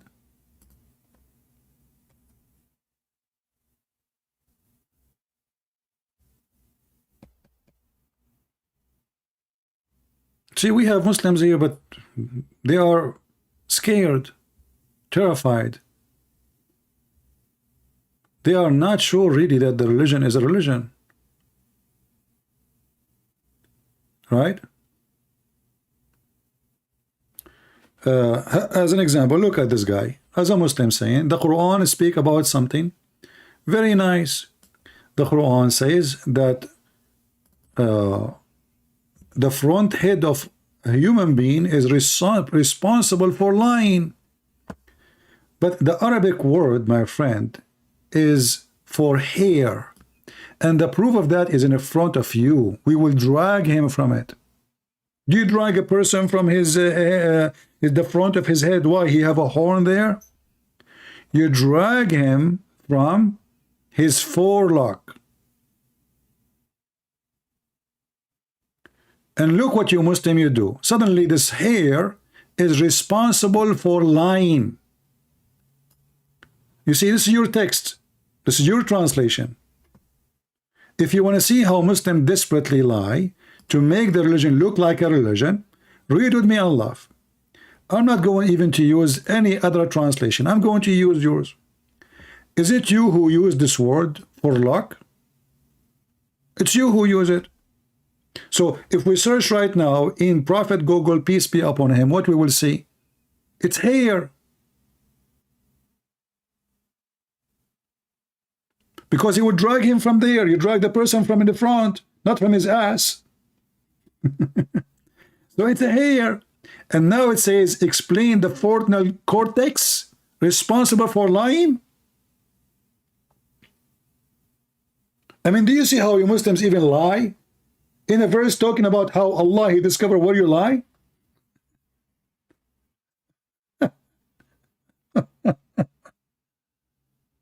Oh boy.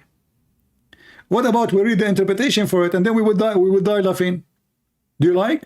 Why you don't call me? Do you grab the person from his brain? Do you grab a person from his brain or you grab him from his hair? So forelock, this is your translation, is his hair. Secondly, since when the forelock is where the sin is? Isn't it, this is the contradiction for the Quran? Let us go to the Quran. You see, we are talking about contradiction. Here we go. Is it your God Allah? He says, ختم الله على قلوبهم. And this is the verse saying, if there is a contradiction, that means this book is not from Allah. Let's go. Here we go. This is the Quran.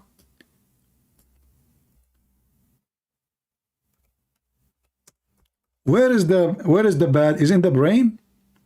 Or it's in the heart? It's in the heart. It is in the hearing. It is in the seeing, not in the head, not in the brain. And who is the one who made them not to see? Allah.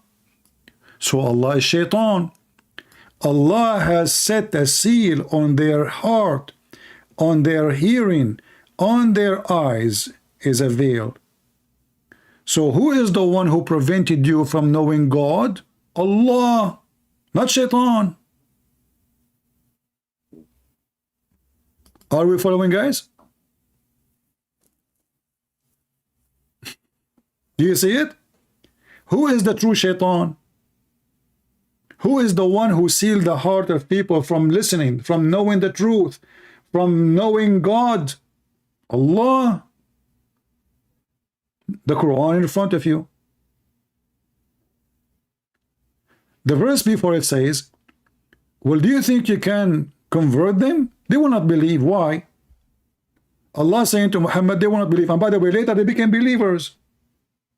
I mean, do you see how false the prophecy he prophesied that those people, they will not believe. You warn them, you don't warn them, they will not believe. Later, all of them, they became believers.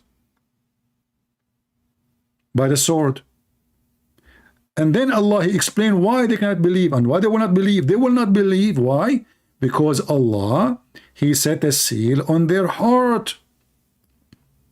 So how you say to me that the other verse saying that the Nasiya, according to you, this is the head, the front, is where they lie, when the Quran says it is their heart. And Allah is the one who sealed their heart.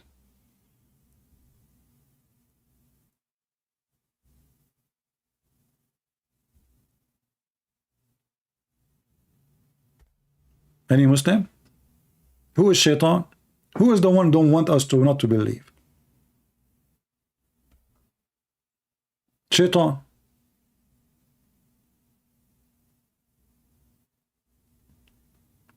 Habarasha, as long as I'm making things up, I think that will be good for you because you can call me and you can get me busted in front of everybody. Is that fair, guys?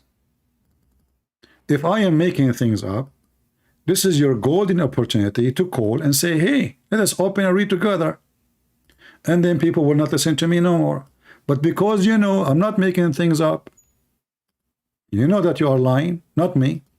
Otherwise, why you don't make a challenge to the one who is making things up to prove what he say? Call me. What do you think? I am sure anyone who have strength of knowledge, sure about his religion, he will be happy to take such a challenge. But because you don't dare, you know that you are the one is lying.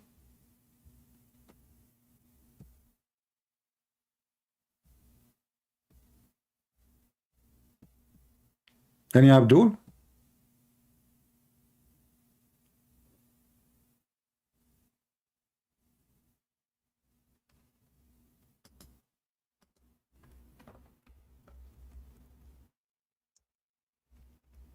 Any Muhammadan?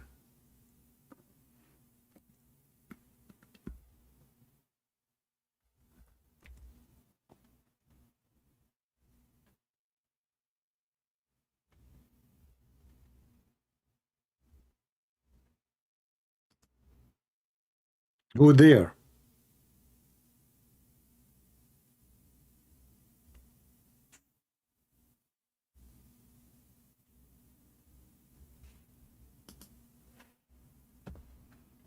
Who there?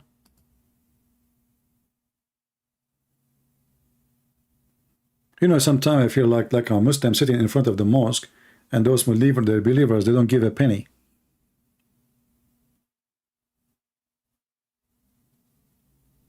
Begging for help. Who care?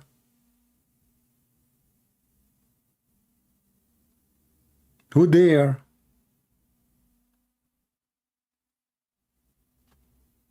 Hey, Hamoud, we answered that already. You are late, my friend. Your Quran never answered the atoms. That's a false.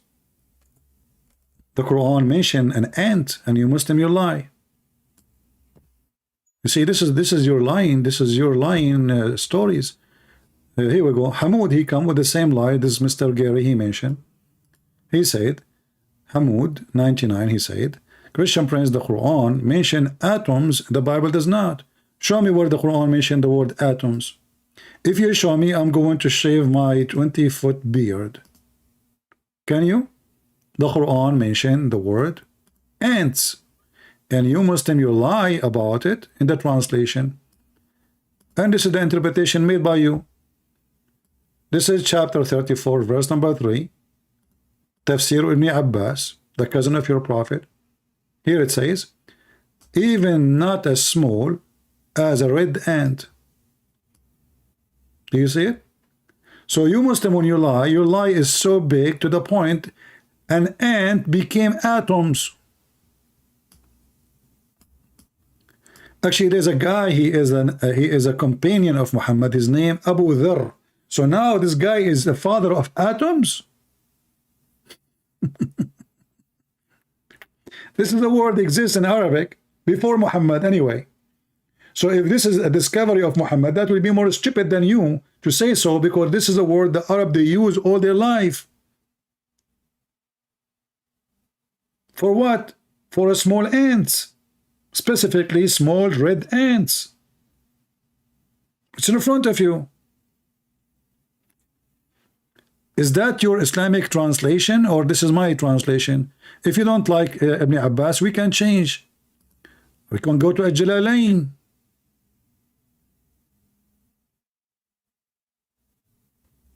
You Muslims lie. You love to lie.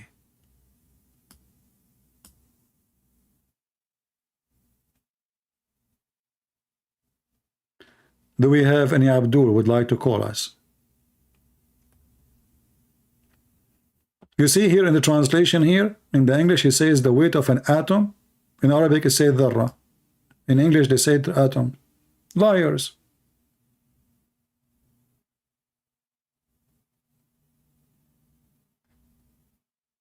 They love to lie. Any Muhammadan who love to lie, dare to call me and lie to me. Maybe your lies will work, you never know. Try it. I believe the reason they are not calling because they knew their lies doesn't work.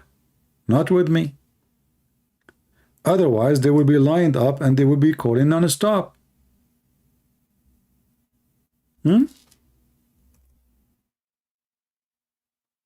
Any Muslim.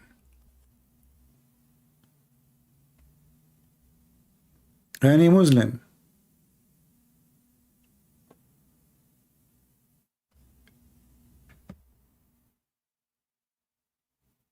The haratin mean atoms. Simply look it up. Yeah, I do not need to look it up, you idiot. Here we go. This is your prophet. They ask him about killing the children of non-Muslims, and the same word is used there. And there's a companion of your prophet. His name is Abu Dharr. Dharr. If the word Dharr mean or Dharra mean atoms, that's mean the Arab who come with this word before Muhammad, long before Muhammad, they are scientists. But this is your prophet. This is a word used for something small, specifically when you speak about, you can use it for even sand.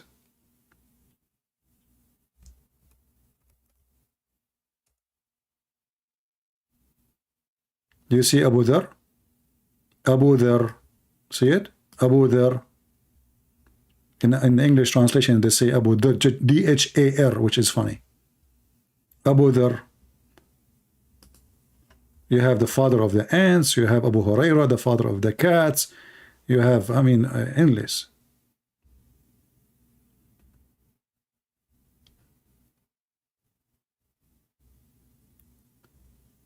Do we have any Muslim here who dare to call and prove us wrong?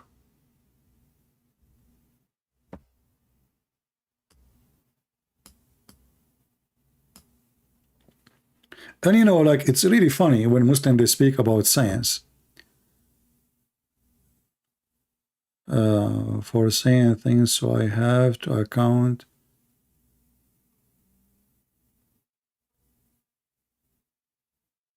So now look at the deception. Dharra have many meaning now. No, it doesn't.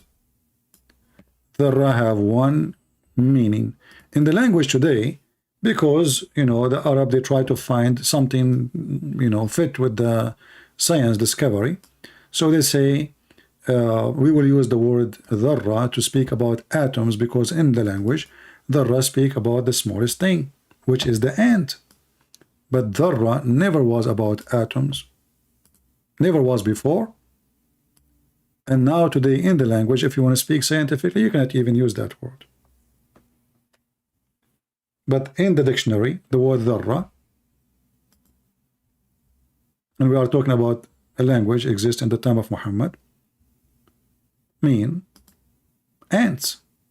And that's why even your Islamic interpretation, you see, this is your Islamic, this is the cousin of your prophet.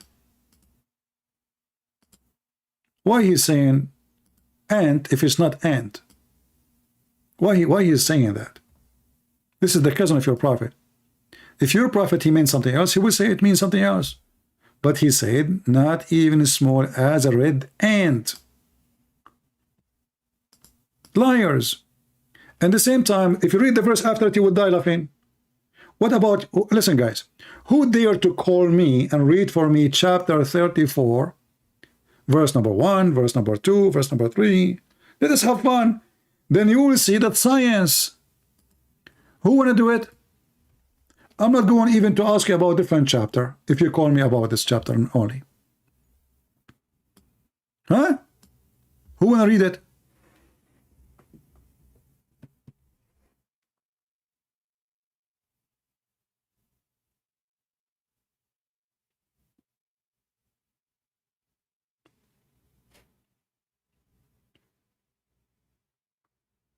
Anyone dare to call me?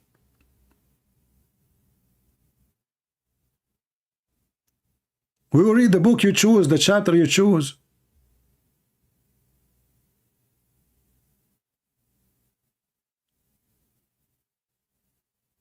Anyone?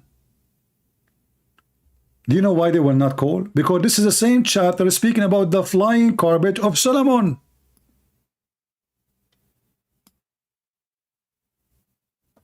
Science.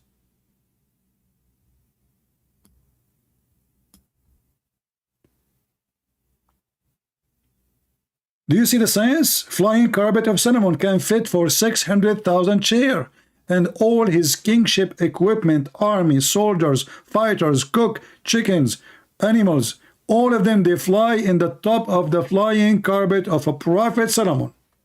Science. The same chapter. Mr. Atoms, are you there?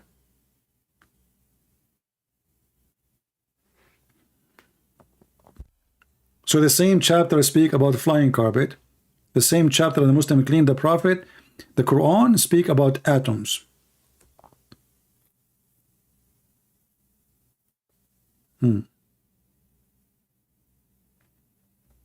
Salah, he says, an ex-Muslim, he referred me to this channel.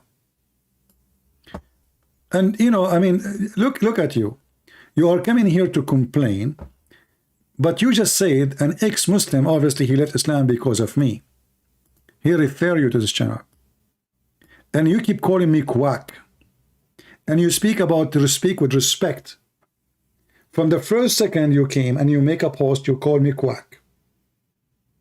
What I shall call you, donkey? Well, I have respect for donkeys. They are nice animals and friendly. You are not. You are the same as the Quran speak of. The Quran says that there is some people who carry books. He was insulting the Jews. They are the same as donkeys who carry books, but they cannot read them. But if you think about it, who is the one who cannot carry the books? Muhammad. Muhammad, they gave him the Torah. He cannot read the Torah. Chapter 62, verse number 5 says, the likeness of those who were entrusted with the obligation of the Torah, i.e., blah, blah, blah. I mean, look at the translation, i.e., obey. Where this text is coming from? I mean, look at this liars when they translate. All of this is not in the Quran. Change the translator, you will see different text, totally different book. As if we are reading different book. Look what happened. It became so small. The similitude of those who were charged with the Torah, but who subsequently failed of those obligation. This is what the Quran is saying. I will go with it, no problem. Is that of the donkey which carry a huge thumbs, but he didn't understand them not. But this is Muhammad. Muhammad, he carried the Torah. Muhammad, he carried books. He cannot read a single letter of them. And he cannot understand. To the point, Muhammad, he thinks that the Christians, their Trinity is Allah and Mary. Who is the third? Any Muslim can tell me?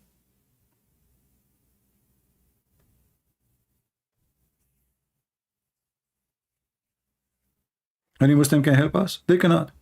Look at this Muslim here. I mean, look what the Muslim they say. I find it really embarrassing when the Muslim they try to defend the religion. So this guy Muhammad saying the bewitched Jesus. Okay, why you don't call me and let us talk about the bewitched? If you can find me a verse in the Bible saying Jesus was bewitched, you are a winner. Is that fair, guys? If you can't find me a verse in the Bible says Jesus was bewitched, you are my hero. However, as long you are making fun of the one who bewitched, isn't you Muslims believe that Muhammad was bewitched? To the point, instead of having sex with his wife, he have sex with the goat? Let's go to the proof. You see, we are not like you. We make things just to insult. We have a proof. Here we go. Is that your prophet wife, his first witness, Aisha? And this is Al-Bukhari, Sahih Hadith, saying that the prophet continued for such and such period, imagining that he had intercourse with his wives, but in fact he was not. Why? Because here it says, the angels, they came to Muhammad, it says, what's wrong with this man? The later replied, he was under the effect of magic. Maybe you don't like this one. Let us go to different hadith.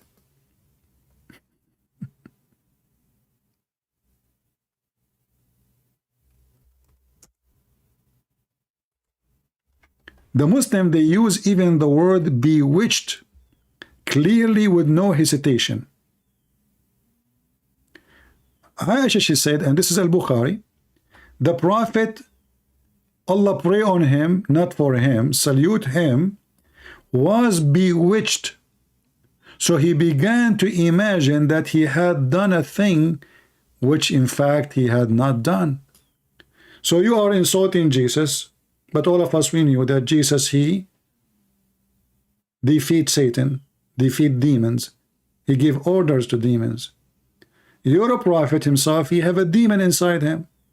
And this is in your book.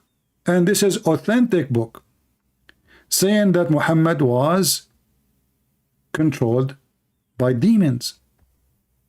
Do you see it?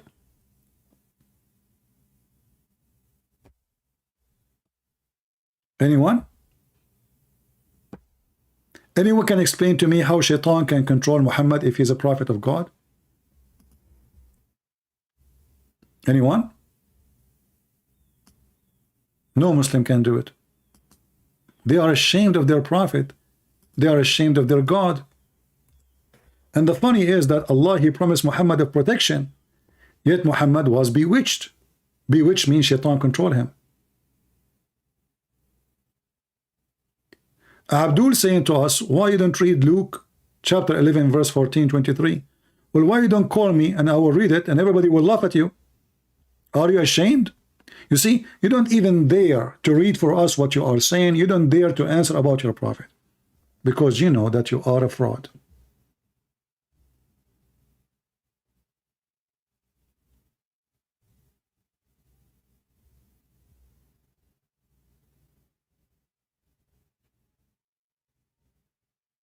Actually, the verse you are quoting for us, you idiot.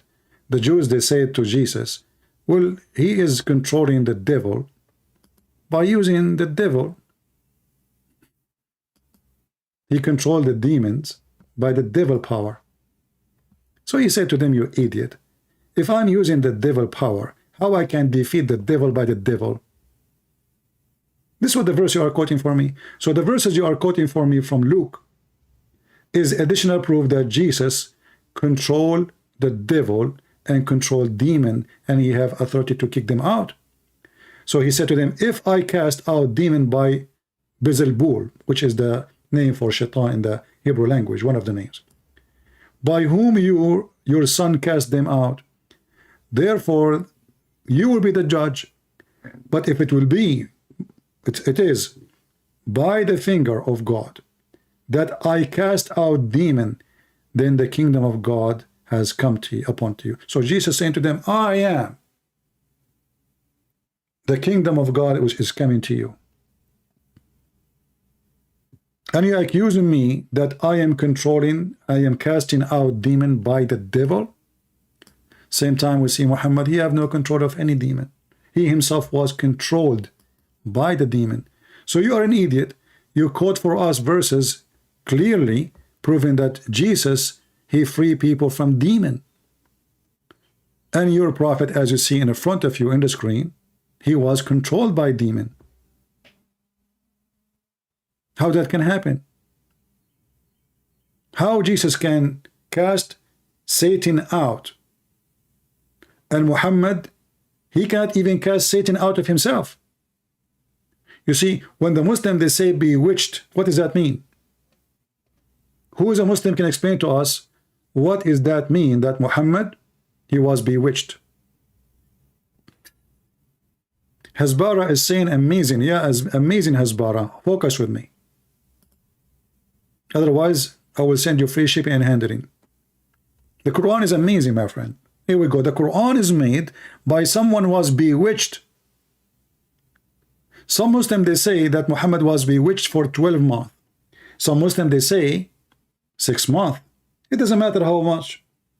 So Muhammad was making Quran all this time and he is under the control of the devil. How you solve this problem now? It's in front of you. All the Muslim who keep saying contact me, I will explain to you, you are a potato, I will block you. I gave you a chance to call me, I put your text in the chat, I put your text in the screen, and you are a coward, and you are still saying contact me if you like to. He will go answer the question. What kind of a prophet sent by God? He was bewitched by a man, and the man, he used shaitan to control him. And if Muhammad now is being bewitched, controlled for a year according to Muslims, how many chapters within 1 year Muhammad he gave to you? It's from shaitan. You see, if I am the one who is using the word bewitched, the Muslim, they will say is lying. This is your website. This is the most authentic book after the Quran. And the one is witnessing for Muhammad being bewitched is Aisha.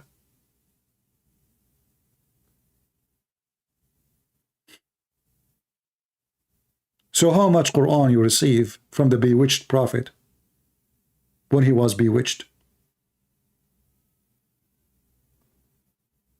Any Muslim? Read it. He was bewitched. There's a recording of me debating a Muslim. He explained to me that it took Allah 1 year to solve, to make the bewitched out of Muhammad. Why? Because the guy, he made it 12 knots. He put what? 12 knots. The Muslim believe in voodoo. This is a voodoo religion. So the guy, he made it 12 knots for Muhammad, and it took Allah 12 months to take the knots off. Do you see how powerful Allah is? Jesus, he cast the demon in second out. They said to him, what do you want from us, Son of God? They know him. Even demon, right away they recognize him. What do you want from us, Son of God? In the Quran you will see that even Muhammad, he teach Muslims fictions and superstitions that somebody can make knots to control you. And the Muslim translation is hypocrite and lying. Look at this. From the mischief of those who practice secret arts. But this is not what the Quran is saying. This is not what the Quran is saying. Change the translation. Or translator, sorry. This is Yusuf Ali. We go to Biktal. Look what will happen now. Still the same false translation. There's no knots. The word knots is not exist in the translation. Muhammad Asad. I'm just changing, changing translation. Look at this. All human being bent on occult in divorce. What the heck is that? Change the translator. Go to Khattab, Muhammad Khattab.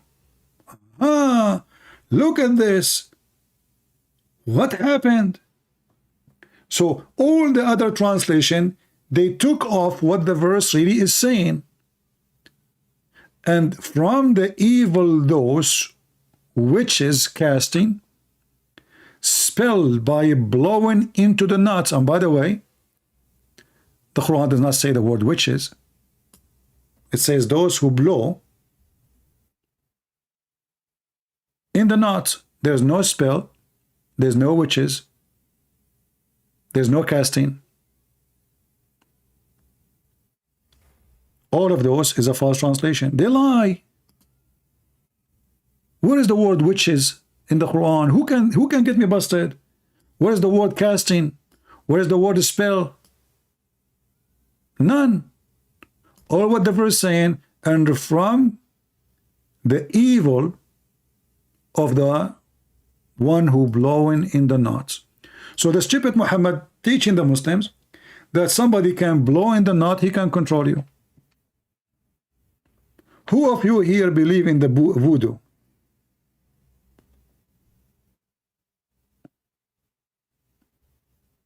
Anyone here believe in voodoo?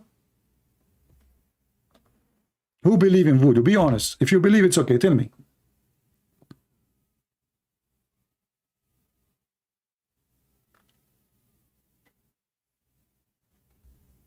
Anyone believe in the voodoo? Voodoo is a stupid thing. There's no such a thing. You have to be mentally, ill. People fool you. What voodoo? Here we go. Do voodoo for me. What about those who can do voodoo? Do voodoo to the kings of the world. Control them. Do voodoo for the stock market. Do you see? I mean, this is silly. And look at the translation. You change translation one after one. All of them, they lie.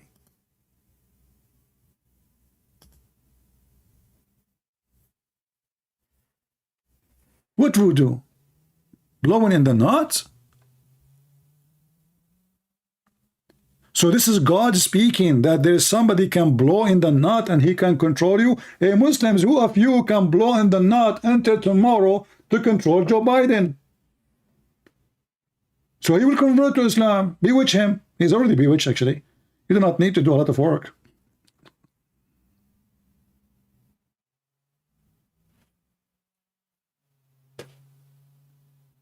I'm going to blow in the nut to control the machine which play the lotto. I'm going to get rich, man.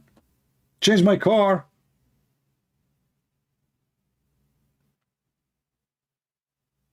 Too old. And if there is a girl, she don't like you, what about we blow in the nut and she will like you? I mean, we can change the whole world. And then if we ask the Muslim, by the way, who is the one who opened the school of Harry Potter? What the Muslim, they will say? Harry Potter is fiction. Liar. It's in the Quran. Allah, he sent 2 angels to teach black magic. Where they landed in the Tower of the Babylon. I mean, can you believe it? This stupid book, they speak about science in the Quran. So this guy Gary, he did not see the stupidity of this book. Allah, he sent 2 angels to open a school of Harry Potter to teach you black magic. Before you join the school, you have to sign disclaimer. What the disclaimer says? Brother, before but neither those taught anyone such a thing, which means black magic, without saying voodoo, without saying disclaimer, we are only for a trial, so don't do blasphemy. Look what the heck. So this God, he opened a school to teach you magic, and he make you sign disclaimer before you enter the classroom. So why you are teaching them? And what make it more funny, if you read what is the purpose of this school, like what kind of a black magic he is teaching, Allah, is to make the wife and the husband fight. I mean, do you see the noble purpose? They learned from them means to sow discord between man and his wife. What the heck? So Allah, He opened a school, and the purpose of the school to teach how to do black magic, so my neighbor can fight with his wife? It must be God. Only God He do this. I mean, do you see the noble reason to send the angels to the earth? To open a school, brother, so the wife and the husband, they will fight. Who of you here is married? If you are married, give me one. Who is married here? I mean, you cannot. Now I know why nobody can do anything to me. I'm not married. You cannot do black magic to me because the black magic work only if you are married. La la la la la la la. But what the heck? So now, if you are married, let me do black magic so you fight with your wife. Shankaput shukaku karukiku. Ususa sisa. Banzaramun Bruce Lee.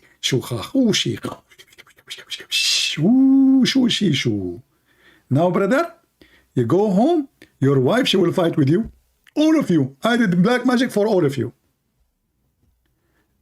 Your wife, she will hold you from your hair. You will hold her from her ears.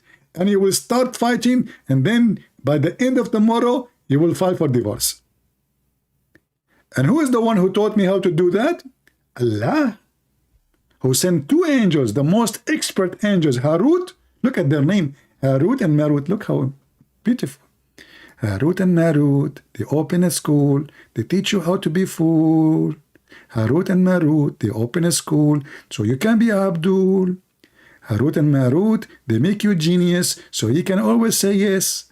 Harut and Marut, they control your brain, and they make you stool. What the heck is that? And then they make a book speaking about science in the Quran?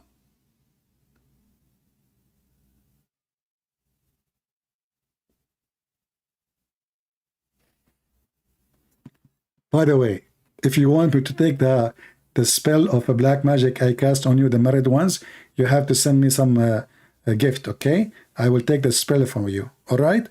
Like you have to bribe me. I'm telling you. You want the spell to take off from you and your wife so don't get divorced? Okay? You have to give me some gift like falafel. Okay, falafel is expensive? Okay. What about half falafel? Half. I'm like, come on, you're so cheap. Even half falafel, you will not pay for it? What kind of customers I have? Okay, listen. Do you know what the lawyer will cost you for divorce? A lot of money. So pay for falafel before it's too late. All right? Can you be a Christian and wear hijab? My friend, there's nothing is called hijab. Even in the Quran. I mean, the hijab is a stupid thing. Hijab is not exist in the Quran except as a veil. You see, hijab, in the old days, all people, they wear hijab, including men. Don't you know? Hijab is something to cover yourself because of the dirt, the dust, the desert. So men, women, they wear it. What does this have to do with religion anyway? However, when the Muslims, they speak about hijab, it was for a very simple reason. It's not to cover the hair, it's to cover the ass.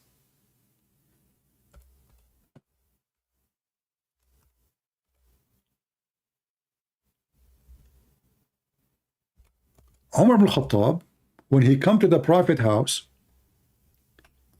he always spy at his wives when they are doing poo-poo.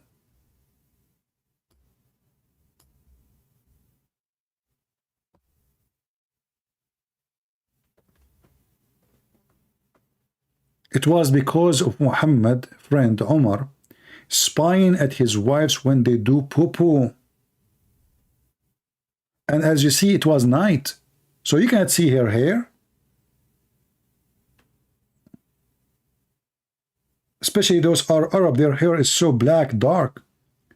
So what was the problem? The woman, she is doing poo-poo, and look at the filthy, the companion of Muhammad. He says to her, you cannot hide yourself from us. We recognize you. I mean, can you see how stupid, filthy this man is? Those are the friends of Muhammad. Imagine your wife is outside to go to the bathroom. Your friend is coming, and now your wife is doing poo-poo. And what the friend he said to her? You can't hide from me. I can see you. So it was not about the hair, it was about the ass. And then Muhammad, he took what Omar he said many times for him and he put it in the Quran. This is why Omar he said, Allah he agree with me in 3. Some other places says 10, some they say 17, some they say 20, some they say 100. What Allah he agree with him? Allah agree with him about the Kaaba, about the hijab, the place to pray, and about the divorce of Muhammad's wives, as you see. And Allah he sent the verses the same as I have said. Read carefully. You see the Muslim, they say nobody can make Quran.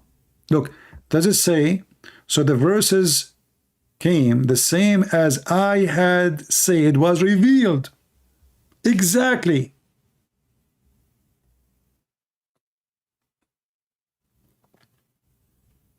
Hijab is not even a cover for the head. It's a curtain. It's a veil. You have to veil yourself totally. You cannot veil yourself by covering your head. How we can prove that? Easy. In the Quran, you go, even Allah himself, he have a hijab.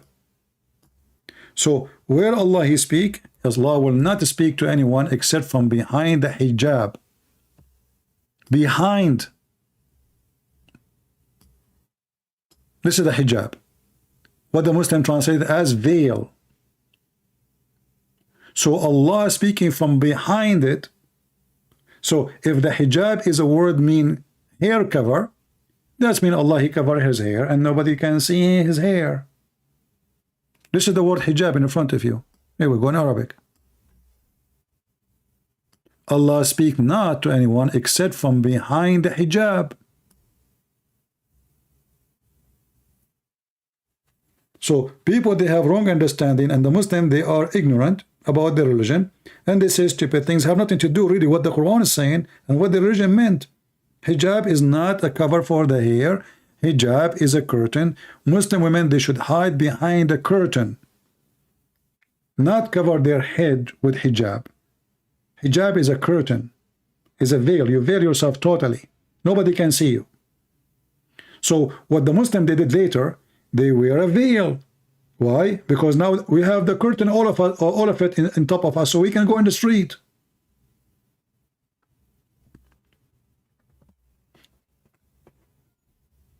And actually, we find tons of stories, which is very funny, about the hijab. As an example, Aisha, she took a shower in front of 2 men. One of them is her brother, and another one is a stranger. Naked. Behind half curtain.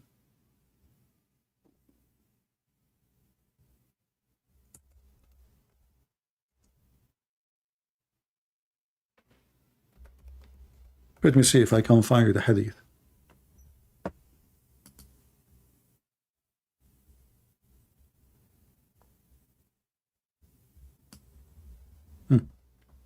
Let me see if I can find this hadith in English first. I don't think I can find it in English, but we can use Google translation. I found it in English. Here we go. Read carefully with me. You see, I showed you the word hijab, right? Previously in the Quran. Here we go. This is the word hijab. Hijab. You can take a screenshot, by the way, and you can search it for in Google. Hijab. So what was Aisha doing? Aisha brother and the guy is a stranger.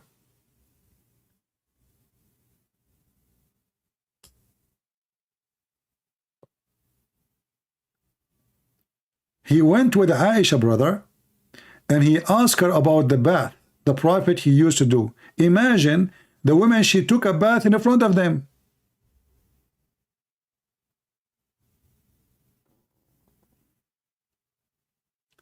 And if this hijab, which is a curtain,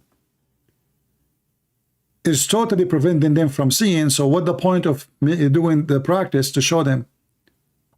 This is see-through curtain, or maybe half curtain, because she is showing them how to do it. So Aisha, she is taking shower in front of her brother, who is adult man, and a strange man who is not her brother, and she is totally naked. How to take a bath?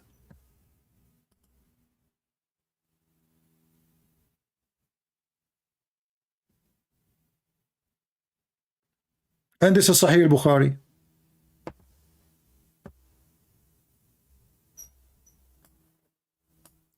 And you know, you ask yourself, how silly is that? I mean, those two men, they could not find somebody to ask except Aisha, and to do it in front of them. Why she is doing it?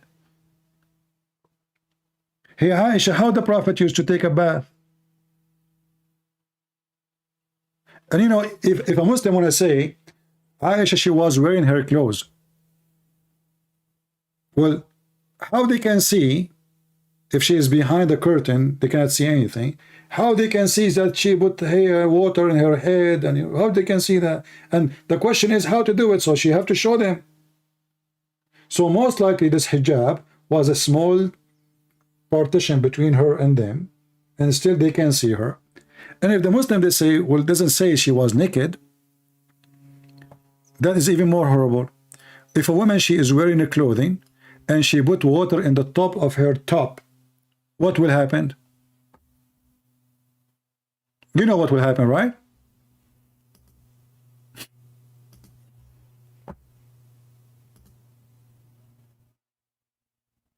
You know what will happen, right? Without clothing or with the clothing, it doesn't make any difference.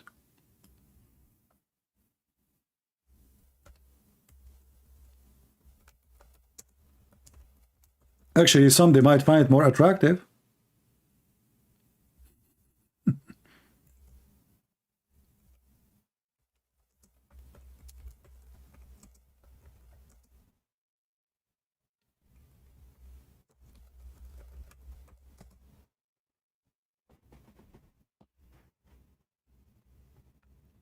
I search in Google for women swimming with the, I cannot show them. I mean, this is too much. We can't go that far. But you know what I'm talking about? No, I cannot show this. This will be too much exposure. But I think all of you, you get the idea without showing it in the screen. So you know, when those people, they make books claiming that the Quran is a book of God and have knowledge and amazing Quran, and then when we check the Quran, we die laughing. It's a fairy tale stories, flying carpet, sperm coming from the man backbone, women have a sperm coming from her ribs, the eyes coming from mountains in heaven. Allah, he shoots stars at the shaitan ass so he will not spy. The earth is in the top of a goat or a cow. The horn in the top of a whale. I mean, oh boy.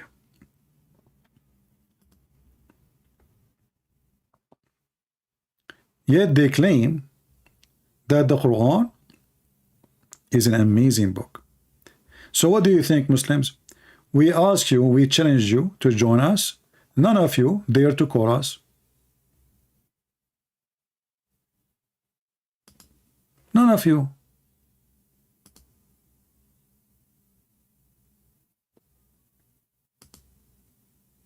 Do you know why? Because you know Islam is a fraud.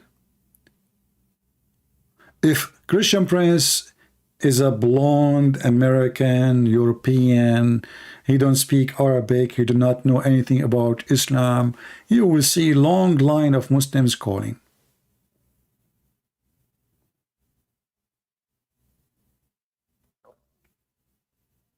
The devil, he will use many people to promote his devilish ideas. And you know, very simple way to know what is from God or not. The Bible says, the Lord, he says, from their fruit you shall know them. if I write a book, let us say I write a book and this book is so good, but still my fruit is ugly. What does that mean? From their fruit you shall know them. But we examine the fruit of the Quran, we see it's an evil, ugly, disgusting. Not only it's full of fairy tale stories, laughable stories, contradictions, invalid information, history, wrong, even the Arabic is horrible. Even the Arabic is horrible.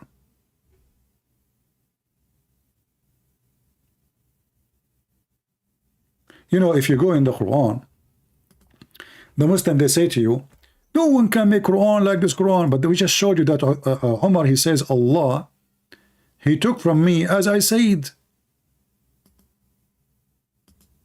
The verses came as I said. Allah taking Quran from Umar. Then we have verses, it's called satanic verses. This is Salman Rushdie, you have a book about it, which made the Muslims very angry. I do not know why the guy is telling people what you Muslims say. You Muslims say that there is satanic verses received by Allah, by Shaitan to Muhammad. Even the Quran confirm. Why you get upset? Because those are Muhammadan, they cannot take it. Somebody is criticizing the stupidity of their book, even if he is showing exactly what is written there. Don't quote it. But just to show you how stupid the one who made the Quran, extremely stupid.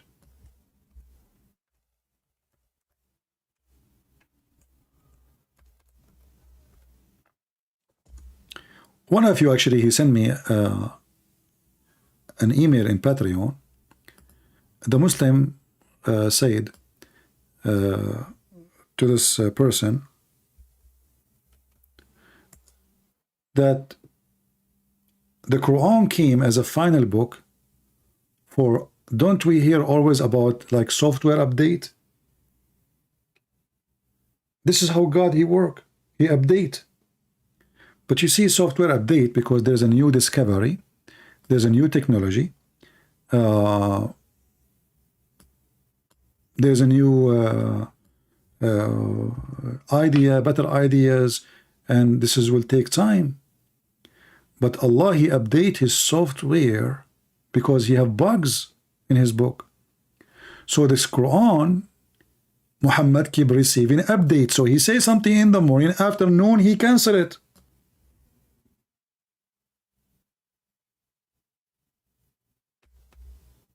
Can you believe it? Something wrong with this website is not opening. It's case a network error.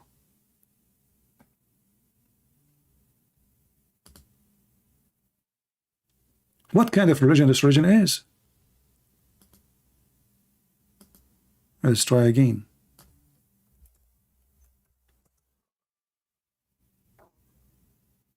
The website is down.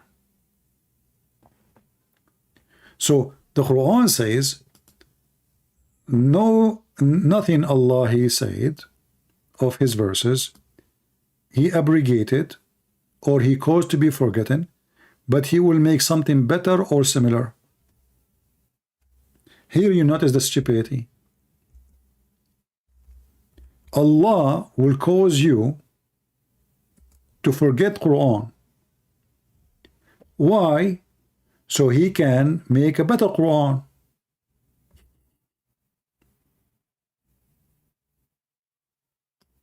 Have you ever heard of more stupid idea, statement more than this?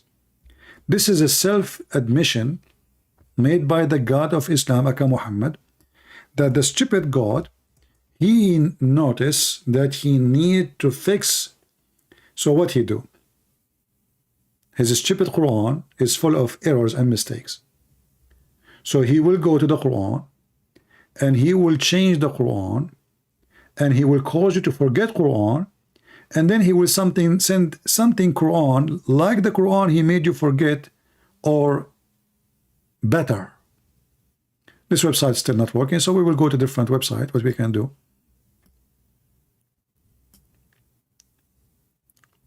chapter 2. For some reason this website is not functioning. 106. This is a clear evidence that this is cannot be a book from God. For God, He don't say such a silly, stupid thing. Look like there's something wrong with my internet. No, now it's working. Allah, He mentioned that what was abrogated in the Quran and that which was not abrogated as direct reference to the claim of Quraysh, who said to the Prophet, "O Muhammad, why do you command us to do something and then you forbid it?" You see, the guy, he commanded them something, and then the same person, Muhammad, he says, don't do it. He changed his mind. In different interpretation, let us see this one. They say, look at Muhammad. In the morning, read carefully, when the disbeliever began to deride the matter of abrogation, saying that one day Muhammad enjoys his companions to one thing, and then the next day he forbid it. The next day, not next century.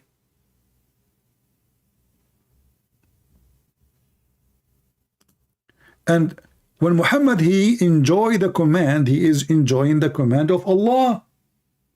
So how Allah, he make a command in the morning, after less than 12 hours later, we have a command to forbid the previous command.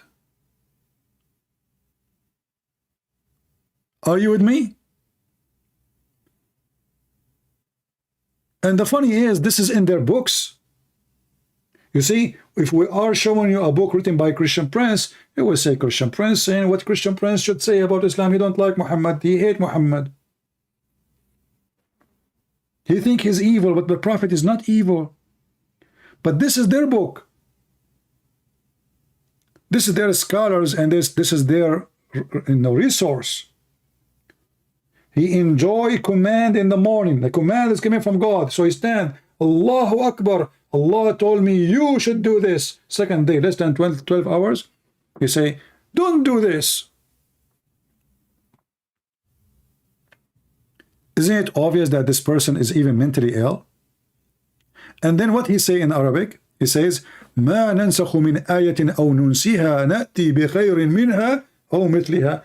Any verses we delete or abrogate or we cause to be forgotten, we will bring something similar or better. That is hilarious. Allah will make Quran better than the Quran. See, something wrong with this website. You know, I cannot find the verses when I try to open. Finally here. Okay, finally it's working. Whatever verses, read with me carefully. This is the false Muslim translation who always try to duct tape their cult and their prophet.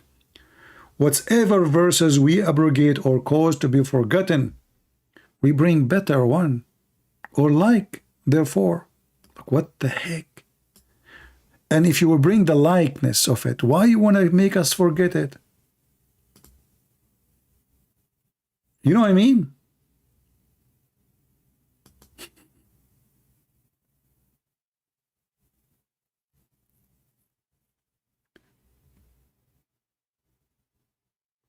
So this God, you ask the Muslim, is the Quran preserved? They say yes. The Quran says no, the Quran not preserved.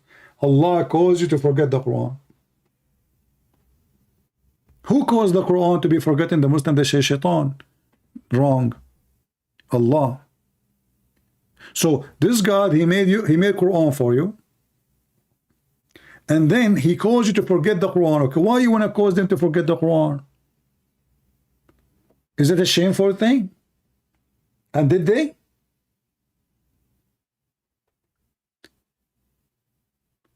There's tons of verses which is abrogated, is not forgotten. So my friends, as you see, this is a shish kebab religion. We Arab Christians, we laugh at it. Western, because they don't speak Arabic, they don't have access to the bathroom library. Al-Khomeini, he said to the Muslim Sunni, you have a huge library of bathroom. Supposedly Al-Khomeini is better. Supposedly the Shia are better, but trust me, the same. Both of them, they have the same garbage. But as you see, this is a very stupid cult. Have zero ethic, not only violent, not only fairy tales, not only against history. Even the names are wrong. History is wrong. Everything is wrong. But even the simple logic about God cannot be true. God, he makes something in the morning. He ordered in the morning. He's a prophet. He forbid it afternoon.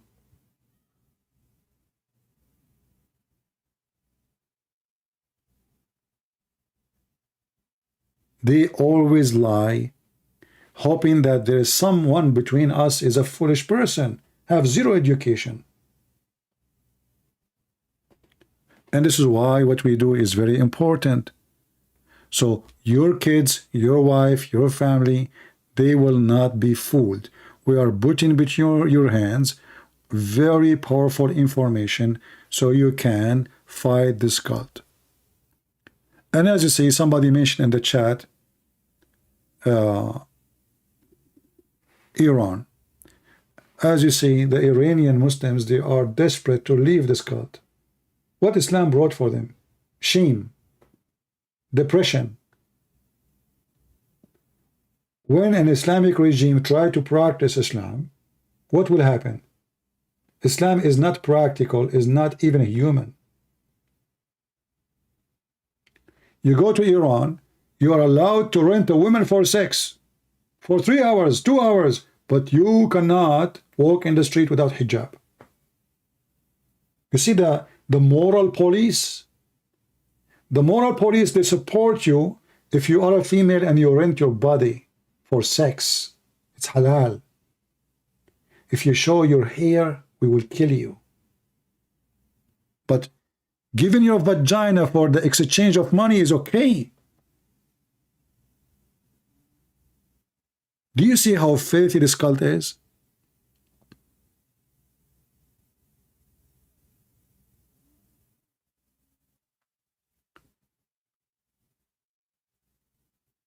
Islam might be attractive for the foolish one for some time, because they did not know what Islam is. But when Islam ruled them, they spit on it. You see, the Egyptian, they have the Muslim Brotherhood ruling them for almost a year. Before the end of the year, more than 40 million Egyptian Muslims went in the street against Islam. In the beginning, they voted for them because they thought, okay, you know what? We tried everything. Let us try the religious Muslims. Those, they can fix the country. They are religious. But when they took over, it turned to be that the religious is more filthy than the non-religious. And their corruption is way more. It's like Erdogan. Erdogan, he speaks too much of the Quran. He himself, he's a sheikh. He used to work as a sheikh officially. Nightclub, prostitution, disco, whiskey, drugs. I mean, just go to Turkey and see. Just search right now, nightlife in Turkey. So Erdogan and his Islamic party controlling Turkey for more than 20-25 years. Where is Turkey now? How much Islamic it is. His wife, she wore hijab. When they asked his minister, why you don't close the nightclubs? He said, who is going to pay for our salary? All the income of Turkey is coming from nightclubs.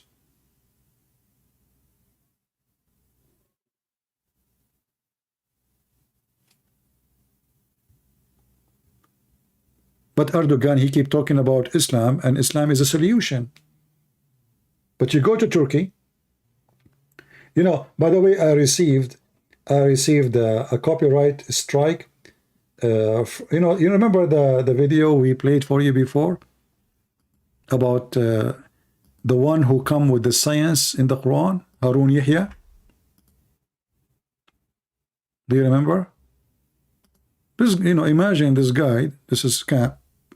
He don't want me to play the video.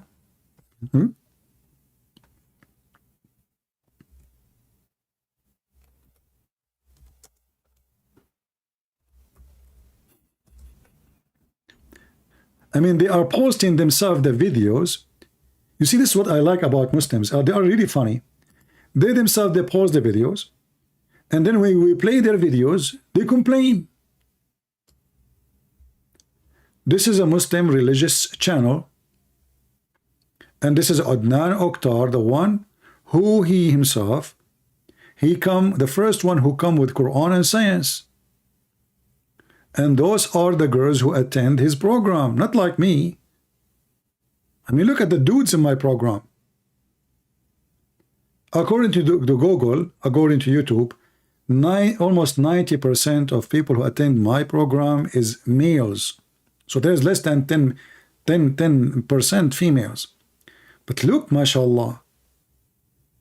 So this guy, he complained to YouTube because I have no right to play his videos.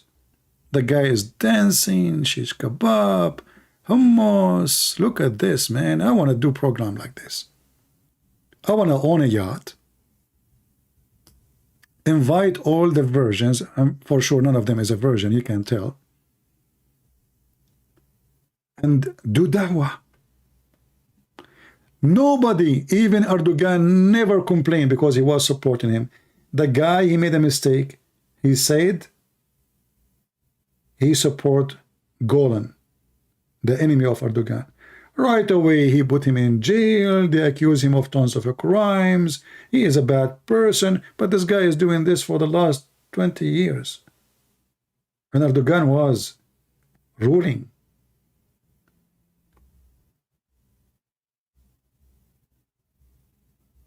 Alhamdulillah.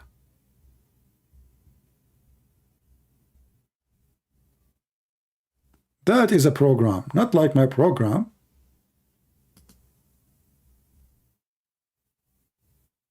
Man, oh man. If I can get actually those people to attend my programs, I would get millions of viewers immediately. You know? And the funny here, it says, Turkish cult leader sentenced to 1,075 years. Why? Why is a cult leader? What he did? What do you mean cult leader? Go and watch the videos of Yasser Zakir Naik. What is name? The guy, Yusuf Estate. He saw his book. He says, this is what we need. This is what we need, brother. He was going to do a speech. And then he saw the book of Harun Yahya. And he said, yes.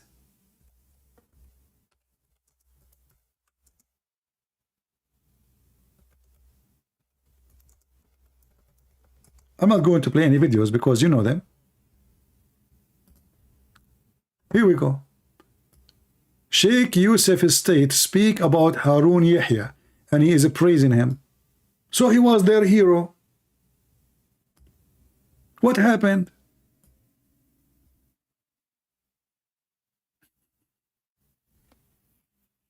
When he saw the book of Harun Yahya, he said, this is what is missing.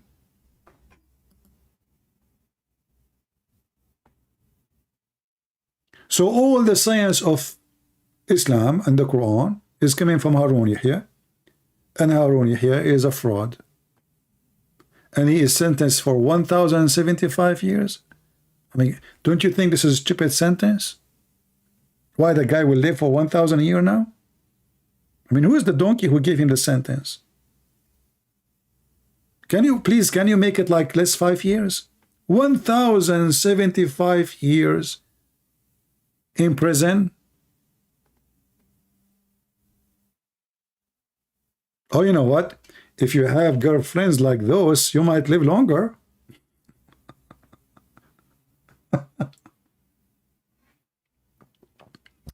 I'm sure you will live longer. Are you kidding me? You will live like maybe 10 billion years.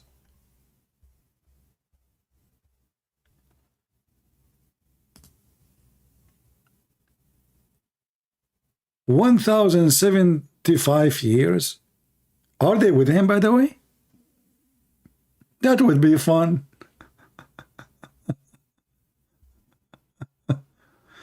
Anyway, so this coward, he made a copyright claim, and it made me laugh, actually.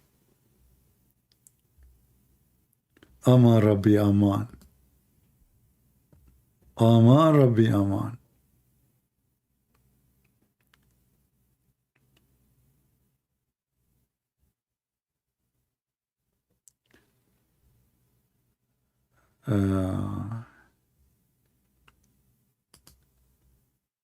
Anyway, did we have a good time together?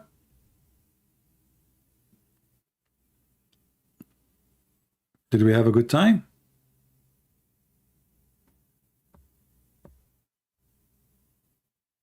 As you see, we open our Skype for hours, and not a single Muslim there to call or to answer, because they knew that their religion really is a fraud.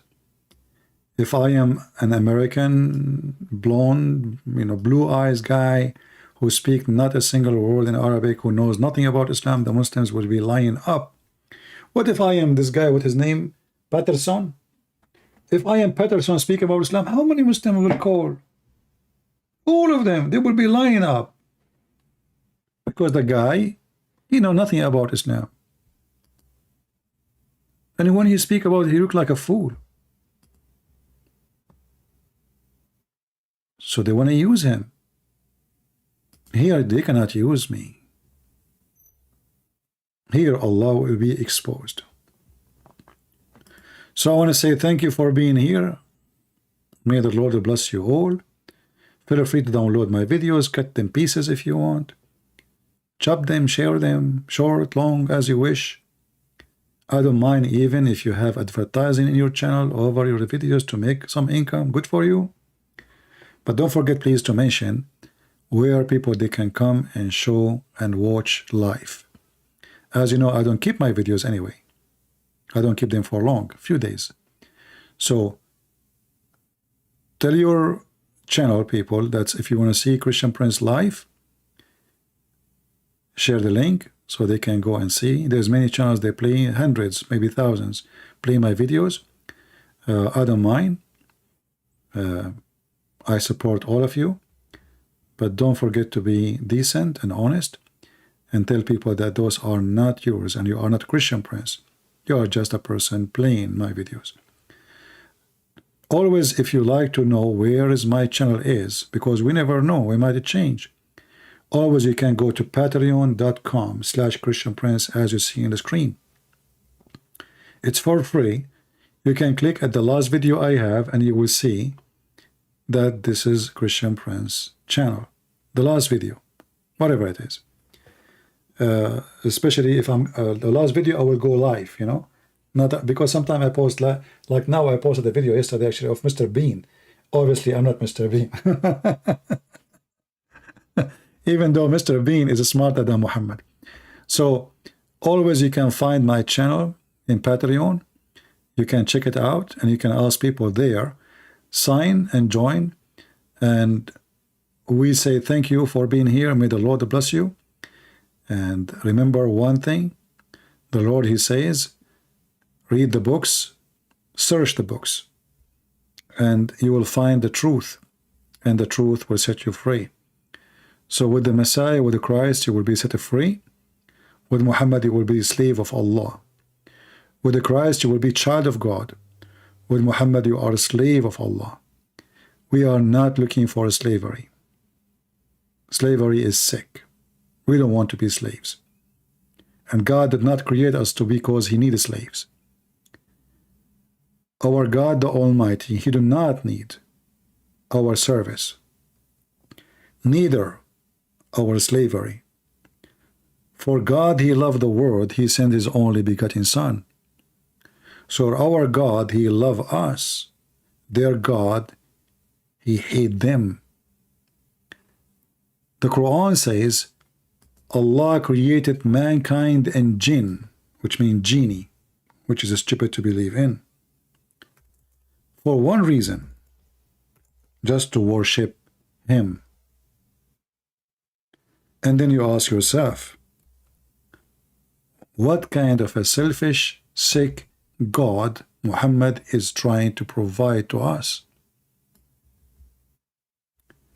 He created you according to him, which is false claim,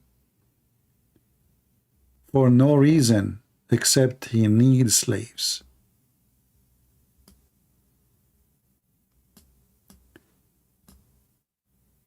In Islam, God, he need you as a worshipper. In Christianity, God, you need him. You need his love, for he loves you. So in Christianity, God, he shower you with his love. He consider you as a child of him. In Islam, you are just a tool. You have one purpose, is to worship. In Christianity, Jesus, he come to us in the earth. He did not ask people to bow down, yet they did. He did not ask people to give money.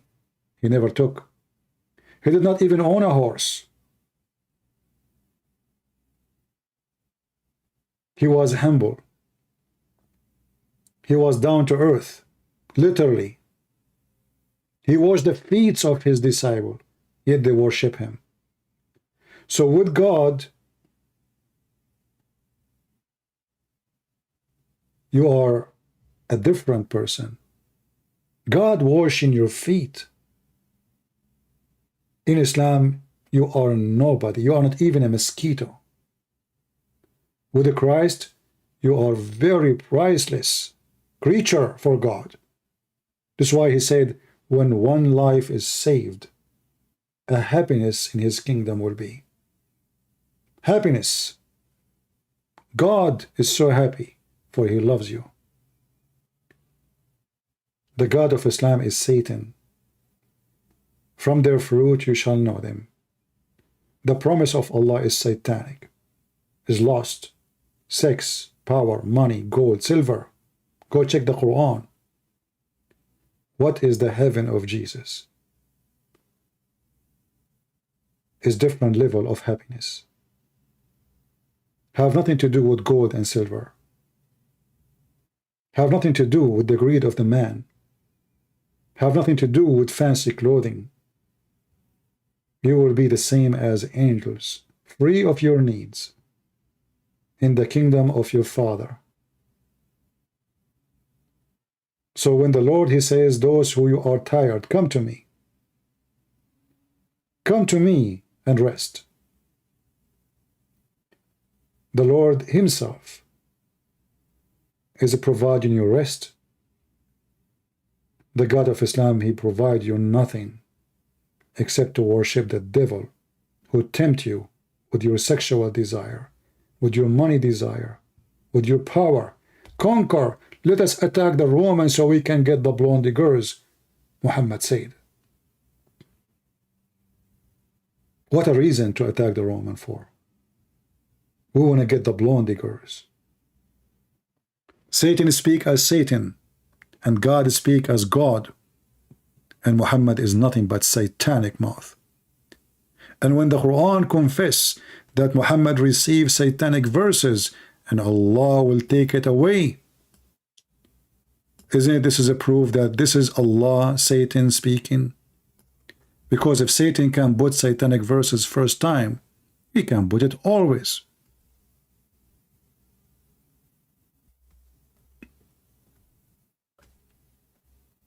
If Satan was able to put Shaitan, or Shaitan was able to put his words in the book, and this is the Quran witnessing for that,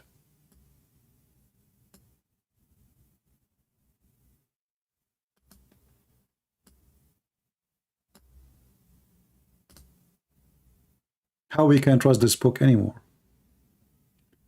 And then we read and we read and we read and we see how filthy, how disgusting, how disgraced for mankind. Shaitan, he throw in the mouth of Muhammad satanic verses.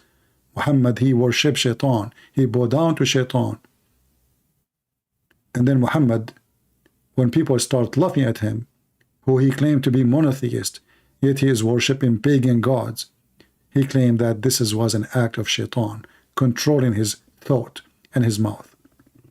How you can trust such a man? And then Allah will make what Shaitan he throw in Muhammad's mouth, a trial. Can you believe it? even shaitan is an act of Allah. So Allah, he sent shaitan to throw satanic verses in the mouth of Muhammad, so people will be confused, and that is a trial. How stupid is that? As the Lord, he said, he cast demon. Muhammad controlled by demons. Shaitan control his mouth, control his heart. Satan, he have no power over Jesus.